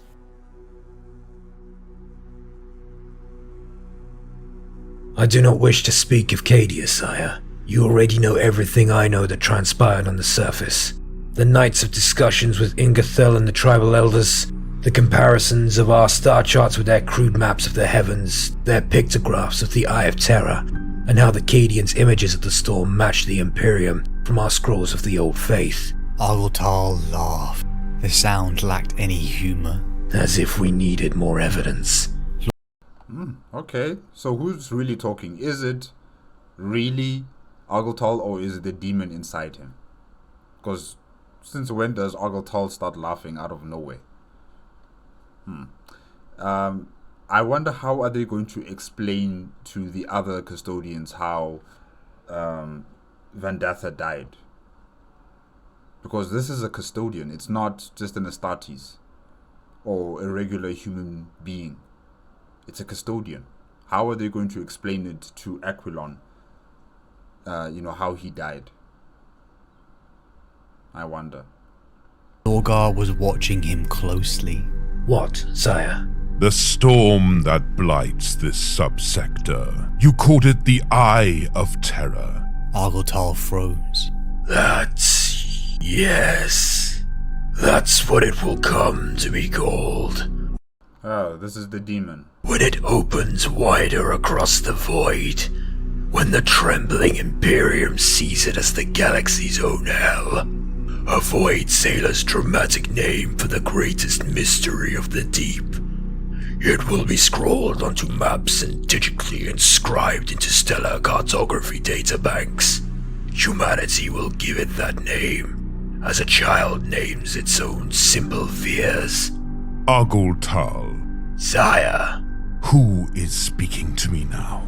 That is not your voice. The captain opened his eyes. He did not recall closing them. It has no name. Of course it has a name. All demons have names. You just have to find it. Or it has to tell you its name. Lorgar didn't answer at once. I believe it does. It has identity as strong as yours, but it slumbers. I sense its dissipation within you. It's like a xenomorph. You know, after a facehugger impregnates you with a xenomorph embryo, it starts gestating and growing inside your chest. And one of these days it's gonna burst out. Or after a few hours, in fact, right? With a xenomorph, yeah. But in terms of Argel Tal, I don't know how long will the demon be gestating inside his body, but you know, when the time is right, it'll take control of Argel Tal's body and it will do as it pleases. You absorb it into the cells of your body like... Here he paused again. Argel Tal had often wondered what it was like to see all life on every possible level, even the genetic one. The lives and deaths of billions of barely measurable cells. Could all Primarchs perceive thus? Merely his own? He had no idea. Forgive me, sire. I will keep my eyes open. Lorgar's breathing quickened. No unaugmented man would be able to discern the difference in the Primarch's heartbeat, but Argel Tal's senses were keener than any human's by many degrees. In truth, they were keener than Astartes' perception now. He could hear the tiniest creak stresses in the metal walls of his chamber, the guards breathing outside the sealed bulkhead door, the skittering whisper of an insect's legs in the ventilation duct. He felt this austerity before, back on Orpheo's lament. He's an upgraded Astartes now, with demon powers. Yeah. During the 7 months of drift sailing in their bid to escape the Eye, the feeling had come many times, in truth, but none as strongly as when only a brother's blood quenched his thirst. I see two souls at war within you, and the violence behind your eyes. Yet, I wonder... The Primarch confessed. If you are cursed or blessed. Well, in your point of view, Lorgar, he is blessed. He has found your true gods, you know, and your true gods have bestowed upon him a demon that will give him power like no other Astartes alive. He is blessed in your point of view. He is blessed in your point of truth and faith. And Argel Tal sees it in the same light. He's blessed. Argel Tal grinned, showing too many teeth. It wasn't his smile. The difference between gods and demons depends largely upon where one stands at the time. Speak to me of the last night on Cadia, he said. After the religious debates and the tribal gatherings. I have no interest in repeating weeks of research and rituals performed in our honor. The fleet's data core is swollen with evidence that this world, like so many others, shares unity with the old faith. Argel Tal licked his teeth. It still wasn't his smile. None so close. No, none as close as Cadia. What do you wish to know, Lorgar? Here the Primarch paused, hearing his name leave his son's lips with such a casual disregard. Who are you? He asked, neither threatened nor fearful, but not quite at ease. We We are Argel Tal. I am Argel Tal. You speak in two voices. I am Argel Tal. The captain said through clenched teeth. Ask what you will, sire. I have nothing to hide.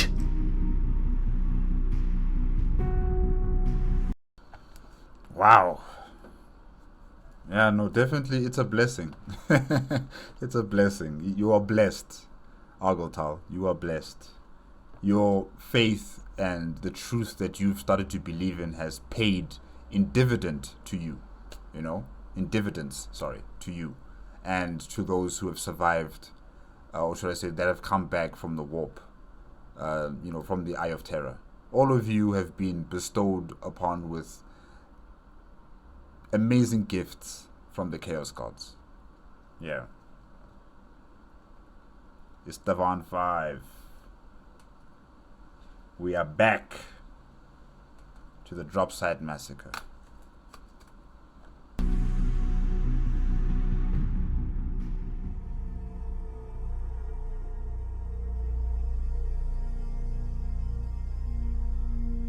He was not alone. Argel Tal now, for the rest of his days, would never be alone. As Argel Tal had awoken from death, he was possessed by a demon from the war. This changed him on a completely fundamental level. He was coming to terms with what he had seen. What he saw was more than most mortals would ever dream of. The old nightmares of mankind were real. Demons were real. And the Emperor, a figure who he had once worshipped, knew.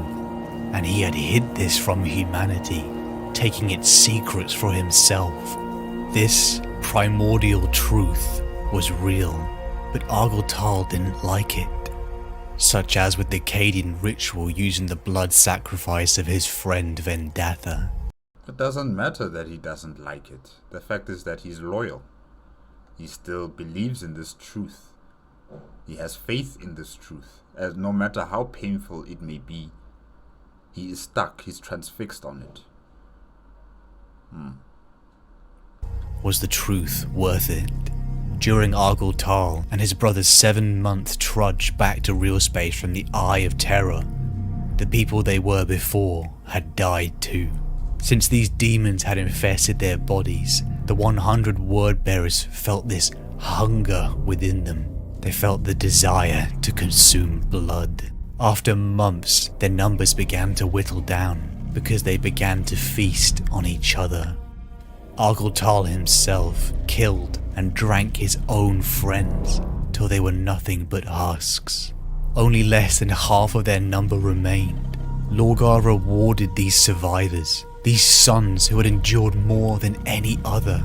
These possessed marines were reformed into the Galvorbrak, the Blessed Sons. Their armor was tinted a deep crimson to reinforce their specialty. Argel Tal and his brothers had found the truth. Now they had the task, no, the responsibility to bring this primordial truth to all of mankind, to save them. Lorgar and you don't want to be alone in all of this nonsense. You gotta bring everybody else in it too. his sons prepared for war. They prepared for the ascension of mankind. Decades passed. Argel Tal had risen the ranks and in favour with his gene father. Argel Tal and his brothers spent nearly 50 years laying down the groundwork for their Primarch's vision. Argel Tal spent many countless nights over these years with his friend Cyrene. It had been a long journey since their first meeting upon Monachia. He had told her everything of his discoveries, the revelations, how his thoughts plagued on whether his obedience to his Primarch was his choice or something innate within, and the primordial truth. Well, your allegiance to your Primarch is not necessarily entirely your choice. It is something that has been programmed into you by the gene seed or by the indoctrination that you've been experiencing, as you became an Astartes. So it's a mixture of many things. But, ultimately, the final word comes from you. You can choose to say, no, I'm not going to follow this path. I'm going to take a different path. You can choose.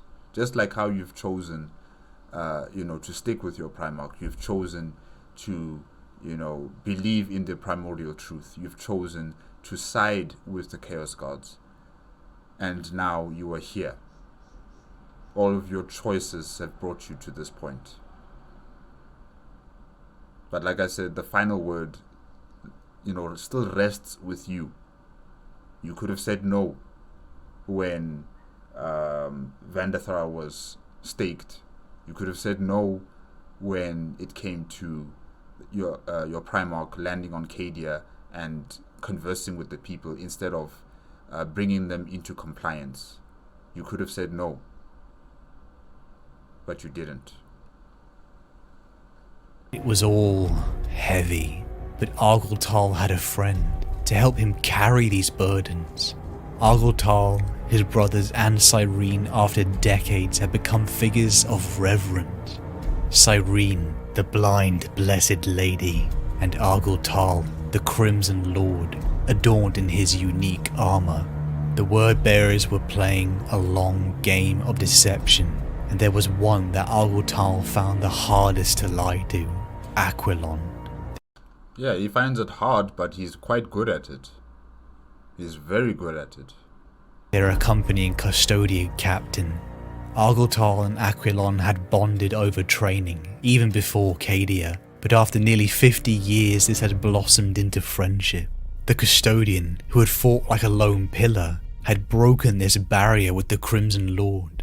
Over the decades they began to fight like wolves together, each moving in perfect synchronization across countless battlefields. And this is also something that I am curious to find out. In terms of Aquilon, did he not, experience or see that his friend has changed after coming back from the pilgrimage with, Logar as well as the rest of the assault company? Did he not see that, Argel Tal has changed mentally? The way he's talking or his demeanor, because the demon is still inside him and it will act on its own intentions. So I'm just quite surprised or interested to figure out or to know whether Aquilon truly understood his friend. Did he truly understand how his friend operates, how his friend talks to him, how his friend acts around other people? And did he see any sort of telltale signs that, something is wrong with my friend? Something is wrong with the Legion as a whole, because he's also there to monitor the entire 17th Legion. But like I said before, this guy is compromised now. Instead of seeing in Astartes, he sees his friend. Argel Tal alone earned Aquilon's trust. He was the honest, talented warrior from Colchis, a kind of genuine warrior that anyone could understand. If only Aquilon could see the depth in which this Crimson Lord failed his assessment. If only he could see how the Crimson Lord allowed dark rituals to take place in the bowels of his ship, torturing poor innocent souls in the name of disrupting the communications between the custodians and Terra, all for the dark gods. The time had come. After decades plotting in the shadows, the time of great change had come. Fighting upon a non-compliant world, side by side with Aquilon, Argel Tal stumbled. Black blood poured from his mouth, almost filling his helmet. The demon that had been resting within Argel Tal over the decades was stirring. Many times over the years, Argel Tal had heard it whisper to him. It had a name, Raun. This feeling of once a... Raun. Okay. Parasitic bond had changed over time. It felt more like a part of him, like a half of one whole. This union between a human and a demon was sacred to his new faith, to his Primarch, and was something to be revered, though a part of Argel Tal still found some disgust at it, like he was disappointed that this was the truth. Raum long ago had told him that the time of awakening would come. But like I said, Argel Tal, you have a choice to believe in this truth. You're disappointed in it, but you are still with it. You don't have to be. You don't have to follow this truth. You didn't have to follow this truth. You could have just, continued to be a loyal Astartes to the Imperium of Man and to the God, to the Emperor of mankind. You could have stayed with that truth, but instead you chose this one. He even told him that they were destined to die in the shadow of great wings. A vision corroborated when Lorgar saw Argel Tal's death upon Terra to the Primarch Sanguinius in his visions. It was something Argel Tal had accepted as the truth of the gods. Just as this black blood began to choke out of him, Argel Tal and the others received the distress signal. Horus Lupercal had betrayed the Imperium.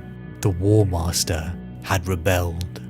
Argel Tal held his composure in front of Aquilon, just long enough to make it back to his fleet, where he crashed inside of Cyrene's chambers. His body was convulsing. He was in pain. His armor could not be removed as his body was expanding. He felt like he was dying. Cyrene reached out into the darkness to find her falling angel. She cried for him. By now she believed in the dark gods too, but she still cried, lamenting at what they were doing to him. The pain faded, but still he could not remove his armor. He was trapped literally in his armor, and trapped upon the path started decades ago. He's trapped in his armor, he can't get out of it? Aren't they like, clippings and zips that he can just... Okay, wow. Imagine the stench in that armor, my gosh. Before he had killed friends, before he knew that suffering fueled the true gods of the universe. The Wordbearer's entire legion arrived above the world of Istvaan 5. The 4 secret traitor legions met before making planetfall. The Iron Warriors, Night Lords, Alpha Legion, and the Wordbearers. Lorgar had brought them all together. They were not friends, but they would be bonded by the goal that they all shared. Argel Tal and the first captain, Sevitar of the Night Lords, heard these words together. 2 infamous figures amongst the Legiones Astartes. And as Sevitar spoke the words that would echo throughout the ages, death to the false emperor, the rally roared. So Sevitar's the one who started that saying, "Death to the false emperor." Argel Tal and Sevitar clasped wrists, brothers bonded in treachery. Argel Tal and his Galval Brak were deployed to the surface as part of the reinforcement wave following the Salamanders, Iron Hands and Ravenguard. He stood there upon the hill as he saw the Ravenguard forces approach. He was sweating, stuck in the tomb that was his armor. He thought back to how much he despised war, and then his mind drifted to home. He remembered his parents, his mother, his sisters, the moment where he saw them last. He wondered what would they think of him now, that perhaps he was a coward for following a path that required so much blood. I find it interesting that Argel Tal can remember his parents. I assumed that those who would go into the Astartes, training program, that their minds would be erased or scrubbed of all their past, lives with their family members, to ensure that these Astartes, remain completely loyal to their Primarch, completely loyal to the Imperium of Man, completely loyal to the Emperor of Mankind, so that, there's no conflict on their loyalty and love. So I always assumed that such information or such memories would be suppressed or erased, and the indoctrination of these neophytes, if I can also say that, would entail that their minds should only be focused on war and the loyalty and service to the Imperium of Man, the Primarch, and the Emperor of Mankind. But don't worry, Argel Tal, don't worry about your family. They are also going to die. Colchis is going to be destroyed by... I don't know who destroyed it exactly. I don't know if it was Lionel Johnson or was it another Imperium of Man official who decided that, this planet that belonged to a traitor, or a traitor comes from this planet of Colchis, needs to be destroyed as well. But yeah, your family, the planet where you come from, they will all die as well. Don't worry. You'll see them in the afterlife. Maybe. He asked for forgiveness, and then the gun line fired. The Raven Guard were cut down like blades of grass. Argel Tal gave in to his other half. He let Raum take over. Their bloodlust bubbled to the surface. Their armor cracked open.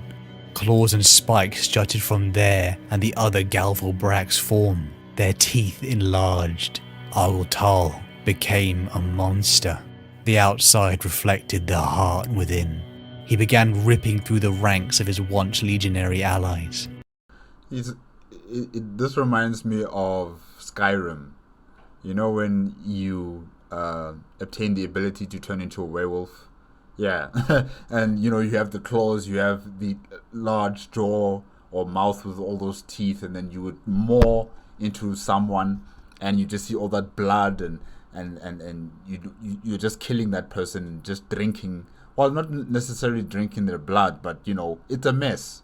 It's just a messy situation. So, yeah, what's happening here with Argel Tal, letting Raum to take over, and, you'd see this transformation. It just reminds me of becoming a werewolf in Skyrim.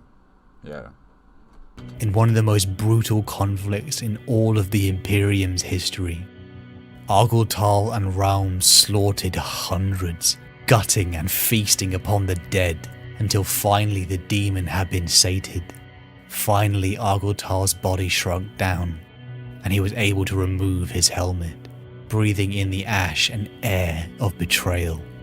The truth you've chosen. But something immediately caught his attention. Aquilon had discovered their betrayal, and he was heading for Cyrene. Why are you heading for Cyrene? What type of military importance does she have? Aquilon. I think you should be focusing on scuttling as many word-bearer vessels as possible. Do something that is militarily effective. Kill as many word-bearers as you can find with your custodian forces. Or retreat back to Terra or to the nearest loyalist star system. I don't know. But going after Cyrene, I don't understand.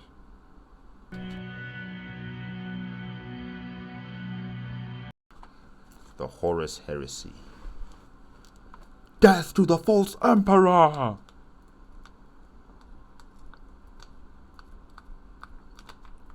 Heresy.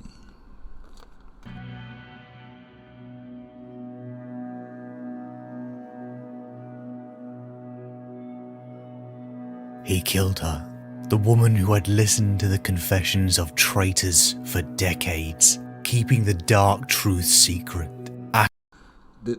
Sorry, the Amber King. This reminds me of... What was her name again? Petronella Viva. Petronella Viva, who was the remembrance of Horus Rupercal. She would know all the intimate information about Horus Rupercal, and even when he was at the verge of death, he would tell her everything that he's been feeling, everything that he's been experiencing and going through, all of that information. and she was keeping it to herself. She didn't even know whether she would write it down and, codify it and, make it available for public consumption. She had such damning information, and she was worried about how she should proceed in utilizing it. And in the same situation here with Cyrene, where she has been the confessor for the word bearers, and the word bearers have been telling her everything about what's going on in their lives, how they feel, how they have transformed into the creatures that they are right now, and, accepting demons into themselves. And yeah, basically, Cyrene and Petronella Viva know too much. They know too much, and they have died for that, for that reality that they know so much information about these particular people or legions. Yeah. Aquilon, sequestered upon the Word-Bearer's fleet, was shown the secrets taking place inside the Legion's innermost sanctums. Human sacrifice. There was only one person who knew the truth of what was happening. Cyrene. Argel Tal rushed back from the scorched surface of Istvaan, his blood raging as the surviving Galvalbrak sought to save their beloved confessor. But he was too late. Aquilon had killed her for her treachery. The woman who had helped carry his burden for decades was gone, slain by the friend who he had shared countless battlefields with. Sorrow and hatred gripped Argel Tal. The Galvalbrak chased the retreating custodians, who had made an escaped attempt for terror, only to be shot down, crashing down upon Istvaan 5. The dozen remaining Galvalbrak met these survivors, transforming once again into a demonic bestial form, the horrific creatures they had become. The two sides clashed in a symphony of hate and violence. Argel Tal and Raum charged forth and tore his once friend Aquilon apart. But the clash had cost them. Dargo Tal, Malnor, even Zafin fell. Istvaan became a tomb for everyone that Argel Tal cared about. The Crimson Lord was alone. His closest brothers, who he had spent centuries with, were gone. The price of the truth you have chosen. The friends he betrayed were gone. Cyrene was gone. This path that had started on Monachia had cost him nearly everyone. There is something inside humanity that can often be the most frightening thing, how mundane evil can be. Argel Tal had been shown a path where gods that existed within the warp would destroy humanity, just how the Eldari were now doomed. He accepted this as the truth, but why did he accept it? Even though it repulsed him, he had committed atrocities, he had tortured people, sacrificed them in secret. He lied to those who he was bonded to, but yet he did all these things with no malice or hatred. It's frightening what the average person will do in the name of their perceived truth. And why was it true? True to him, because Argel Tal is Lorgar's truest son. The Primarch and the Crimson Lord both believed that might made right. A loyal dog. The Emperor was a god because he was powerful. The Dark Gods were true because they were powerful. Argel Tal had faith in power. Following the events upon Istvaan 5, Argel Tal is a broken man. His Galvalbrak brothers were almost all gone. Lorgar had given him command of a new chapter, named the Vakrar Jarl, more possessed Astartes. But these warriors had not taken the pilgrimage like him. They had made no sacrifices for this power. Others wearing the crimson on their armor, but without understanding what it meant. Argel Tal had never felt more alone, except for one, Khan of the World Eaters. The one bond he still had from the Great Crusade. Argel Tal and his Vakrad Jarl were attached to the World Eaters Legion. Though many World Eaters were disgusted at these demon-infested Marines, it was only Khan who had any respect. Each time Argel Tal fought, his transformation became more intense. He would become the size of a Primarch, with large black wings. His physical form kept deteriorating, but it was Khan who kept him anchored, just as Argel Tal kept Khan anchored. Wow. Okay, so they kept each other in check. But what surprises me is hearing how big Argel Tal is transforming at the size of a Primarch in terms of height. And, he has black wings now. From the butcher's nails in his head, the Word Bearers and the World Eaters burned the realm of Ultramar for years. Each legion slowly falling to this corruption of the dark gods. It was an endless tide of satiating the demon's thirst until something changed for the broken Crimson Lord. Erebus had come to him. They were once the student and the master. I like this image of Erebus, him holding his book, and that smile. I love this image of him. The hand of destiny. But only bitterness was left between them. But Erebus came with an offer Lorgar had warned him to decline, but the offer stunned him. Erebus offered to bring back his friend, his confessor. He offered to resurrect Cyrene. Of course he's going to say yes to that. Of course.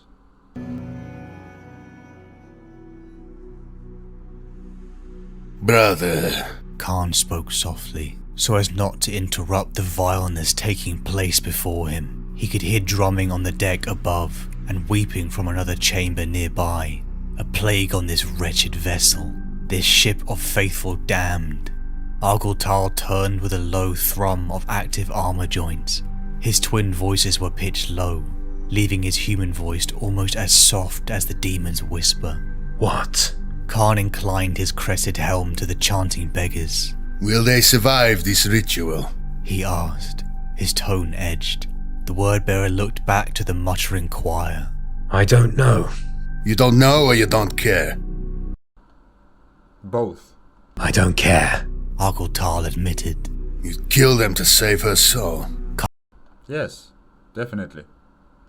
Khan wouldn't back down. Is that who you are? Argel Tal breathed out a rueful sigh. It might be. I don't yet know. I'm willing to become it to bring her back. The World Eater gestured to the chanting mortals. Chains rattled on his braces as he swept his arm to encompass them all. This is how it begins, Khan said. This is how the coldness you so despise in Erebus first takes root in you. Argel Tal shook his head. Don't act as if this is new to either of us. As though neither of us has butchered hundreds of innocents, young and old, with our own hands.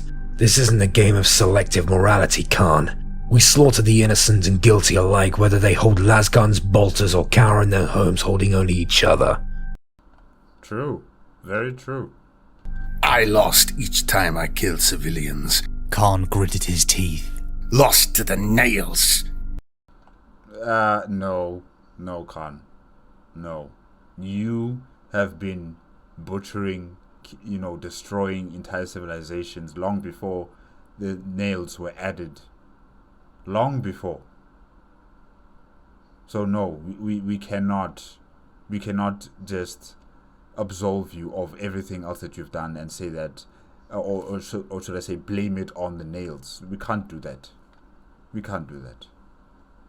You can lie to yourself and your legion, but not to me, brother. Even if you were lost, does that excuse what you have done? Does it make everything better as you tore those men, women, and children apart?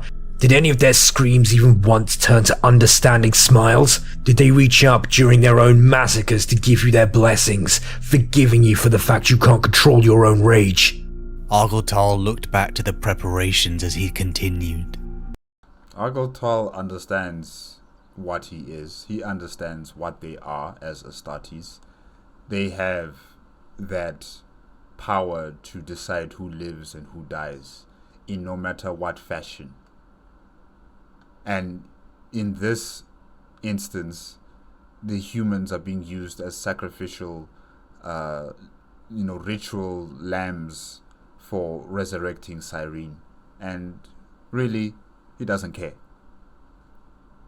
Because he kills people, they kill people. As Astartes, how is this any different? How is this any different? How these people are going to be, killed in this ritual? And besides, he has been a witness to something like this before, in terms of what happened to, what's his name again? Vandatha, his supposed friend. He chose the truth of his Primarch. He chose the truth of the primordial truth. He chose the truth of the Chaos Gods. He understands this. He has accepted it. Yes, he may not like it, but he's accepted it. Scary, isn't it? We are the Legiones Astartes. We choose who lives and who dies in this galaxy. It is the way of things. This is murder, said Khan. Khan, why are you arguing like this? Not war. Murder. Just because we are soldiers in a war zone, it is no less murder if we slaughter unarmed civilians. The context is irrelevant, but I will not argue with you. He nodded towards the remains on the altar. Her life is worth 1,000 others. These are humanity's dregs, but they are not here completely involuntarily. Look at them. You'd not think twice about breaking their skulls open if they were in your way. That's very true. The only reason you're roused to disgust now is because this heathen ritual makes your skin crawl. Khan had no reply. His brother knew him too well. It makes mine crawl as well. Argel Tal confessed. How many times have I told you I wish this truth wasn't true? But it is, Khan. It is true. The truth. And we face it. We will not live a lie. Despite their surroundings, Khan felt himself at risk of smiling. You sermonize well, brother. You should give more speeches to the 17th. Argel Tal shuddered, his gaze never leaving the mouldering bones. I am no preacher. Khan fell silent. 1 minute he'd tell himself he would interrupt the rite by drawing his chain blade and threatening Erebus's life. The next he'd confessed to a curiosity of his own. Fierce, even in the face of the distant drums and the chanting that pressed against his senses like an unwelcome smell.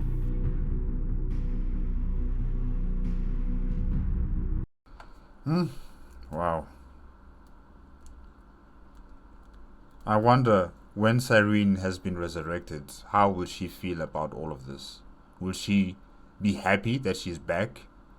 Will she be relieved that her soul has returned to her body? I don't know. I don't know. Hopefully we get to hear her side. Whether she's happy that she's back or maybe she's not. Great wings.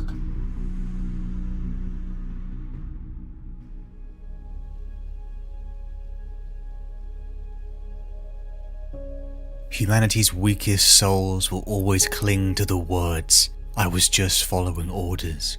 They cower behind those words, making a virtue of their own weakness, lionizing brutality over nobility. I know that when I die, I'll have lived my whole life shrouded by that same excuse. Cyrene returned.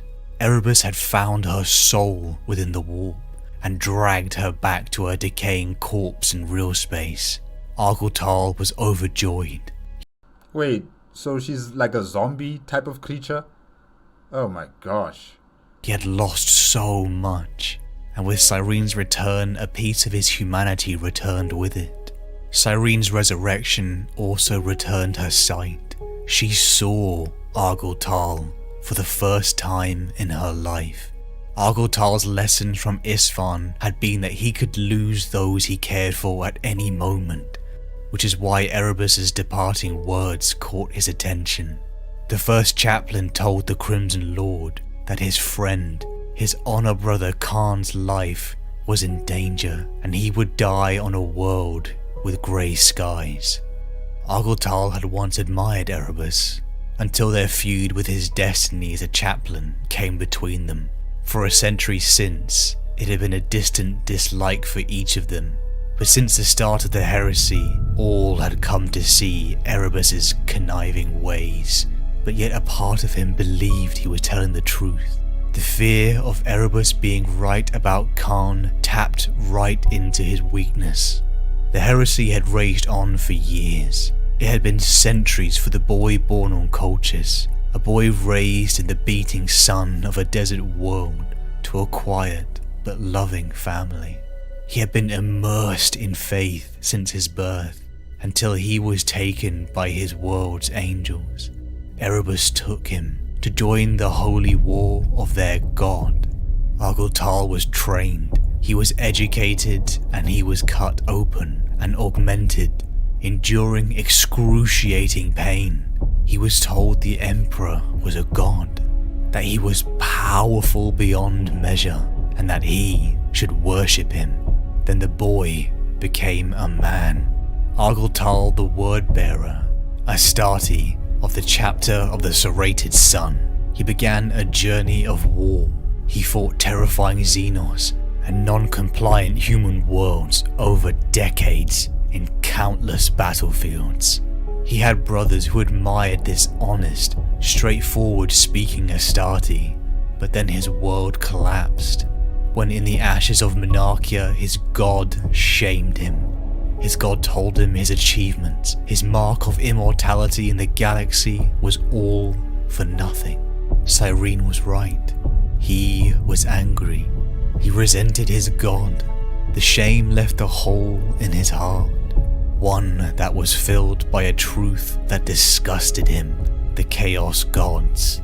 They showed him the truth. They showed him a path that led to a higher purpose, a path that saved humanity and spited the god that shamed him. And in the moment of this revelation, he was murdered, brought back with a parasite inside him, the demon Raum. Raum changed him. It changed them.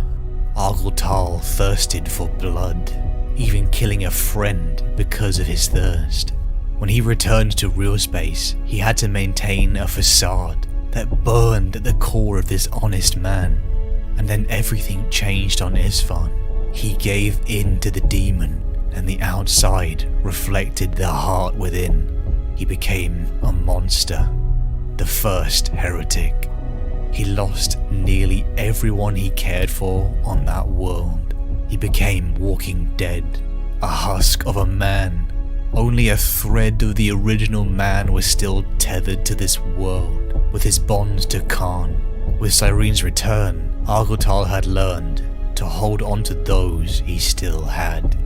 The Word-Bearers and the World Eaters in the latter part of the heresy turned their attention to Nuceria, the Primarch Angron's homeworld, and began to burn it. When a surprise counter-offensive was launched by the Ultramarines, Argel Tal's fears overtook him. He clung to Khan in his demonic form, using his body to shield him from dozens of mortal blows, having to occasionally fight the berserker lost to the nails himself. Argel Tal and Raum were a bloody mess, but Khan still lived, a friend protected. Wow. This is the one friend you've decided that you're going to spill your blood for. You know, Vendether wasn't so lucky to be like Khan.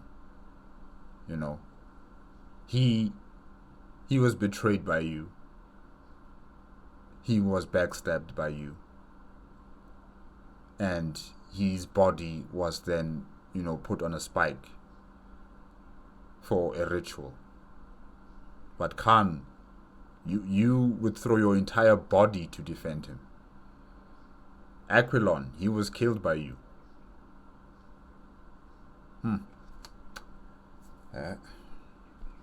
It's just interesting that the choices he's made. Which friends are more important? Which friends is he willing to die for?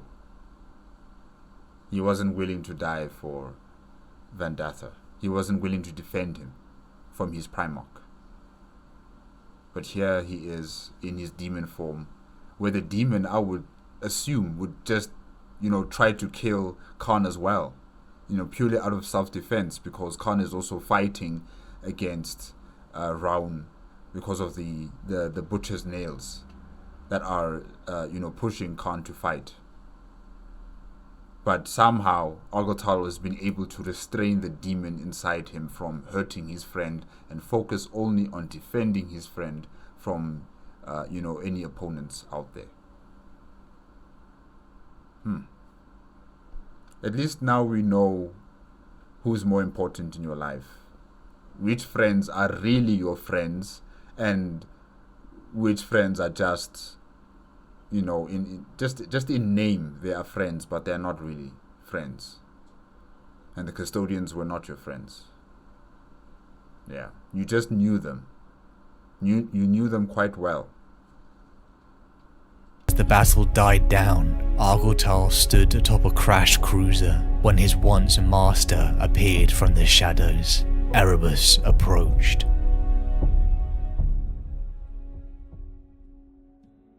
He took a breath, pushing away from the battlements and pacing the wall.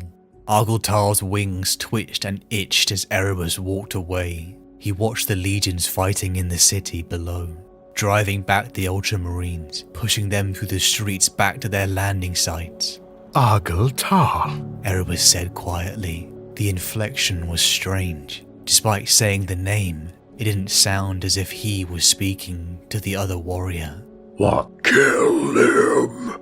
He forced us to fight for the Slayer's life so we would be weak now. The ritual dagger slid into Argel Tal's spine. So Raun is asking Erebus to kill Argel Tal. Won't that also kill Raun? Well, he's a demon. He's not really going to die. He'll just come back. Wow. I guess your usefulness has come to an end, Argel Tal. Gentle as a lover's touch, Raum's furious cry trailed away, faded, and not even an echo remained. For the first few seconds there was nothing. When pain blossomed from the wound, it did so like something unfolding, cold, inside him, wrapping around his bones. He staggered, claws scraping over the metal battlements. All strength sucked from him. Claws, hands. His hands scratched at the battlement. A legionary's hands. Now you are back to what you are supposed to be. An Astartes. Not a demon-infused Astartes, just an Astartes. A legionary's weakness. Rome! Rome! There was no Raum. The demon's absence was a shock many times more painful than the knife. Argel Tal's helmet slipped clear, bearing his too human face to the downpour. He tasted the blood of countless innocents slaughtered in the Shadow Crusade. It stung his eyes, and he couldn't summon the strength to wipe his face clean. The knife came free with a jerk, and the crunch of violated meat. It took the pain with it, flooding his muscles with a hateful, pleasant numbness. Erebus stood patiently, watching Argel Tal collapse. In his hands he held a knife the length of his forearm, bone-handled, and engraved in Colchisian rune script. it was always you, the chaplain said. In every one of the 10,000 paths, your erratic, emotional foolishness led us to lose the war. You had one last chance to turn away from this fate. If you could just overcome the death of that worthless whore priestess. But no, you begged me to bring her back, and in so doing, proved you were as worthless as she was. You cannot be relied upon. You cannot be trusted. You cannot, for want of a better word, be controlled. Yeah, definitely. By you. He cannot be controlled by you. And we need control if we are to win this war, my boy. Argel Tal coughed blood, My boy. reaching a trembling hand out to drag himself closer to his killer. Don't fight it. Erebus shook his head. I confess, I'm amazed you can move at all. No one else has been able to move after the killing stroke. What a saddening moment to discover you're stronger than I thought. Argel Tal crawled another meter closer. Erebus smiled, resting a boot on the Vakrajal's hand. Ceramite started to split and crack, but there was still no pain. Khan has been chosen, The chaplain stated. and in every future I saw, the one thing that altered his fate was you. You, my boy, would have saved him. I am Destiny's hand, Argel Tal.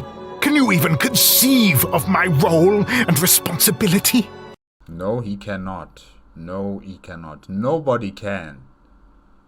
That's how important you are. Nobody can truly fathom your responsibilities and your contributions, Erebus. Not even your favorite child. Your boy. You would break my path and change Khan's fate. I cannot allow it. Let him carve his destiny, free of your fraternity. Immortality awaits him this way. Argel Tal lifted his head, speaking through clenched teeth. I die in the shadow of great wings. Not here. Not here. Erebus stepped aside. The shadows of great wings? Do you mean your wings? No, you don't have your wings anymore since Roan is no longer inside you. Behind him, the fortress tower was marked by the Imperial Aquila, streaked with the blood from the hellish storm. The two-headed eagle stared into the rain, its wings wide and proud. So you do. Erebus agreed, and the chaplain turned away. Goodbye, my boy. May we never see each other again. Goodbye, my son. He was Goodbye, my son. May we never see each other again. betrayed. The man who had been there at his start, the man who had tutored him personally, murdered him. If Khan was to fulfill his destiny in service to the dark gods, Argel Tal had to die. The one person who kept him tethered to his humanity. In the shadow of great wings, the boy from Colchis passed from this world. The man who wanted to be honest, but was burdened with lies. The man who hated war. The man who killed thousands for a so-called truth. Lorgar Aurelian's truest son. The captain of the serrated sun. The Crimson Lord. Argel Tal.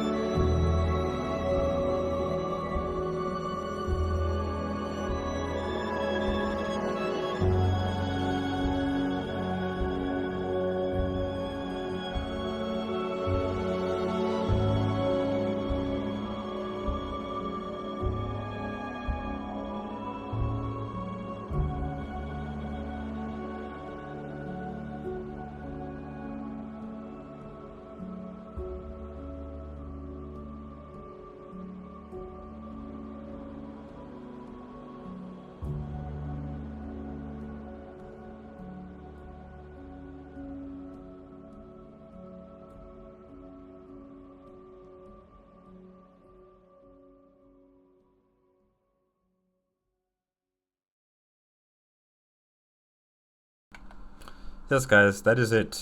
That is it with Argel Tal, the Crimson Lord character history, voice acted 40k lore, made on the Amber King YouTube channel.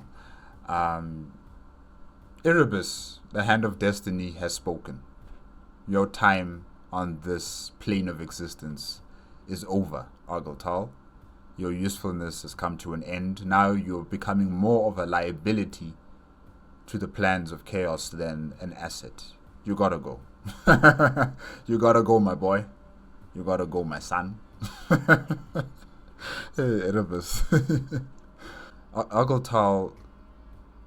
Tal was an honest man. But he was honest with evil intentions, if I could say it like that. He was honest about his loyalty to his Primarch, loyalty to his, legion, and also honest about how angry he was when the Emperor destroyed Monachia and chastised the 17th Legion and his Primarch. But he was also honest in him being evil in terms of how he, fooled his so-called friends.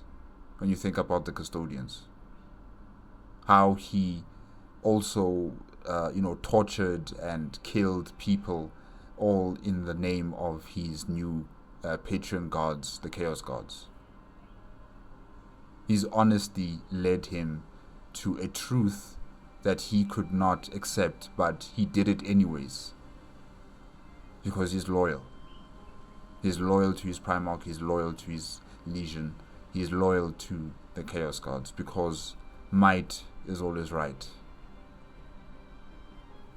No matter the costs, no matter the circumstances, he always chose his Legion and his Primarch.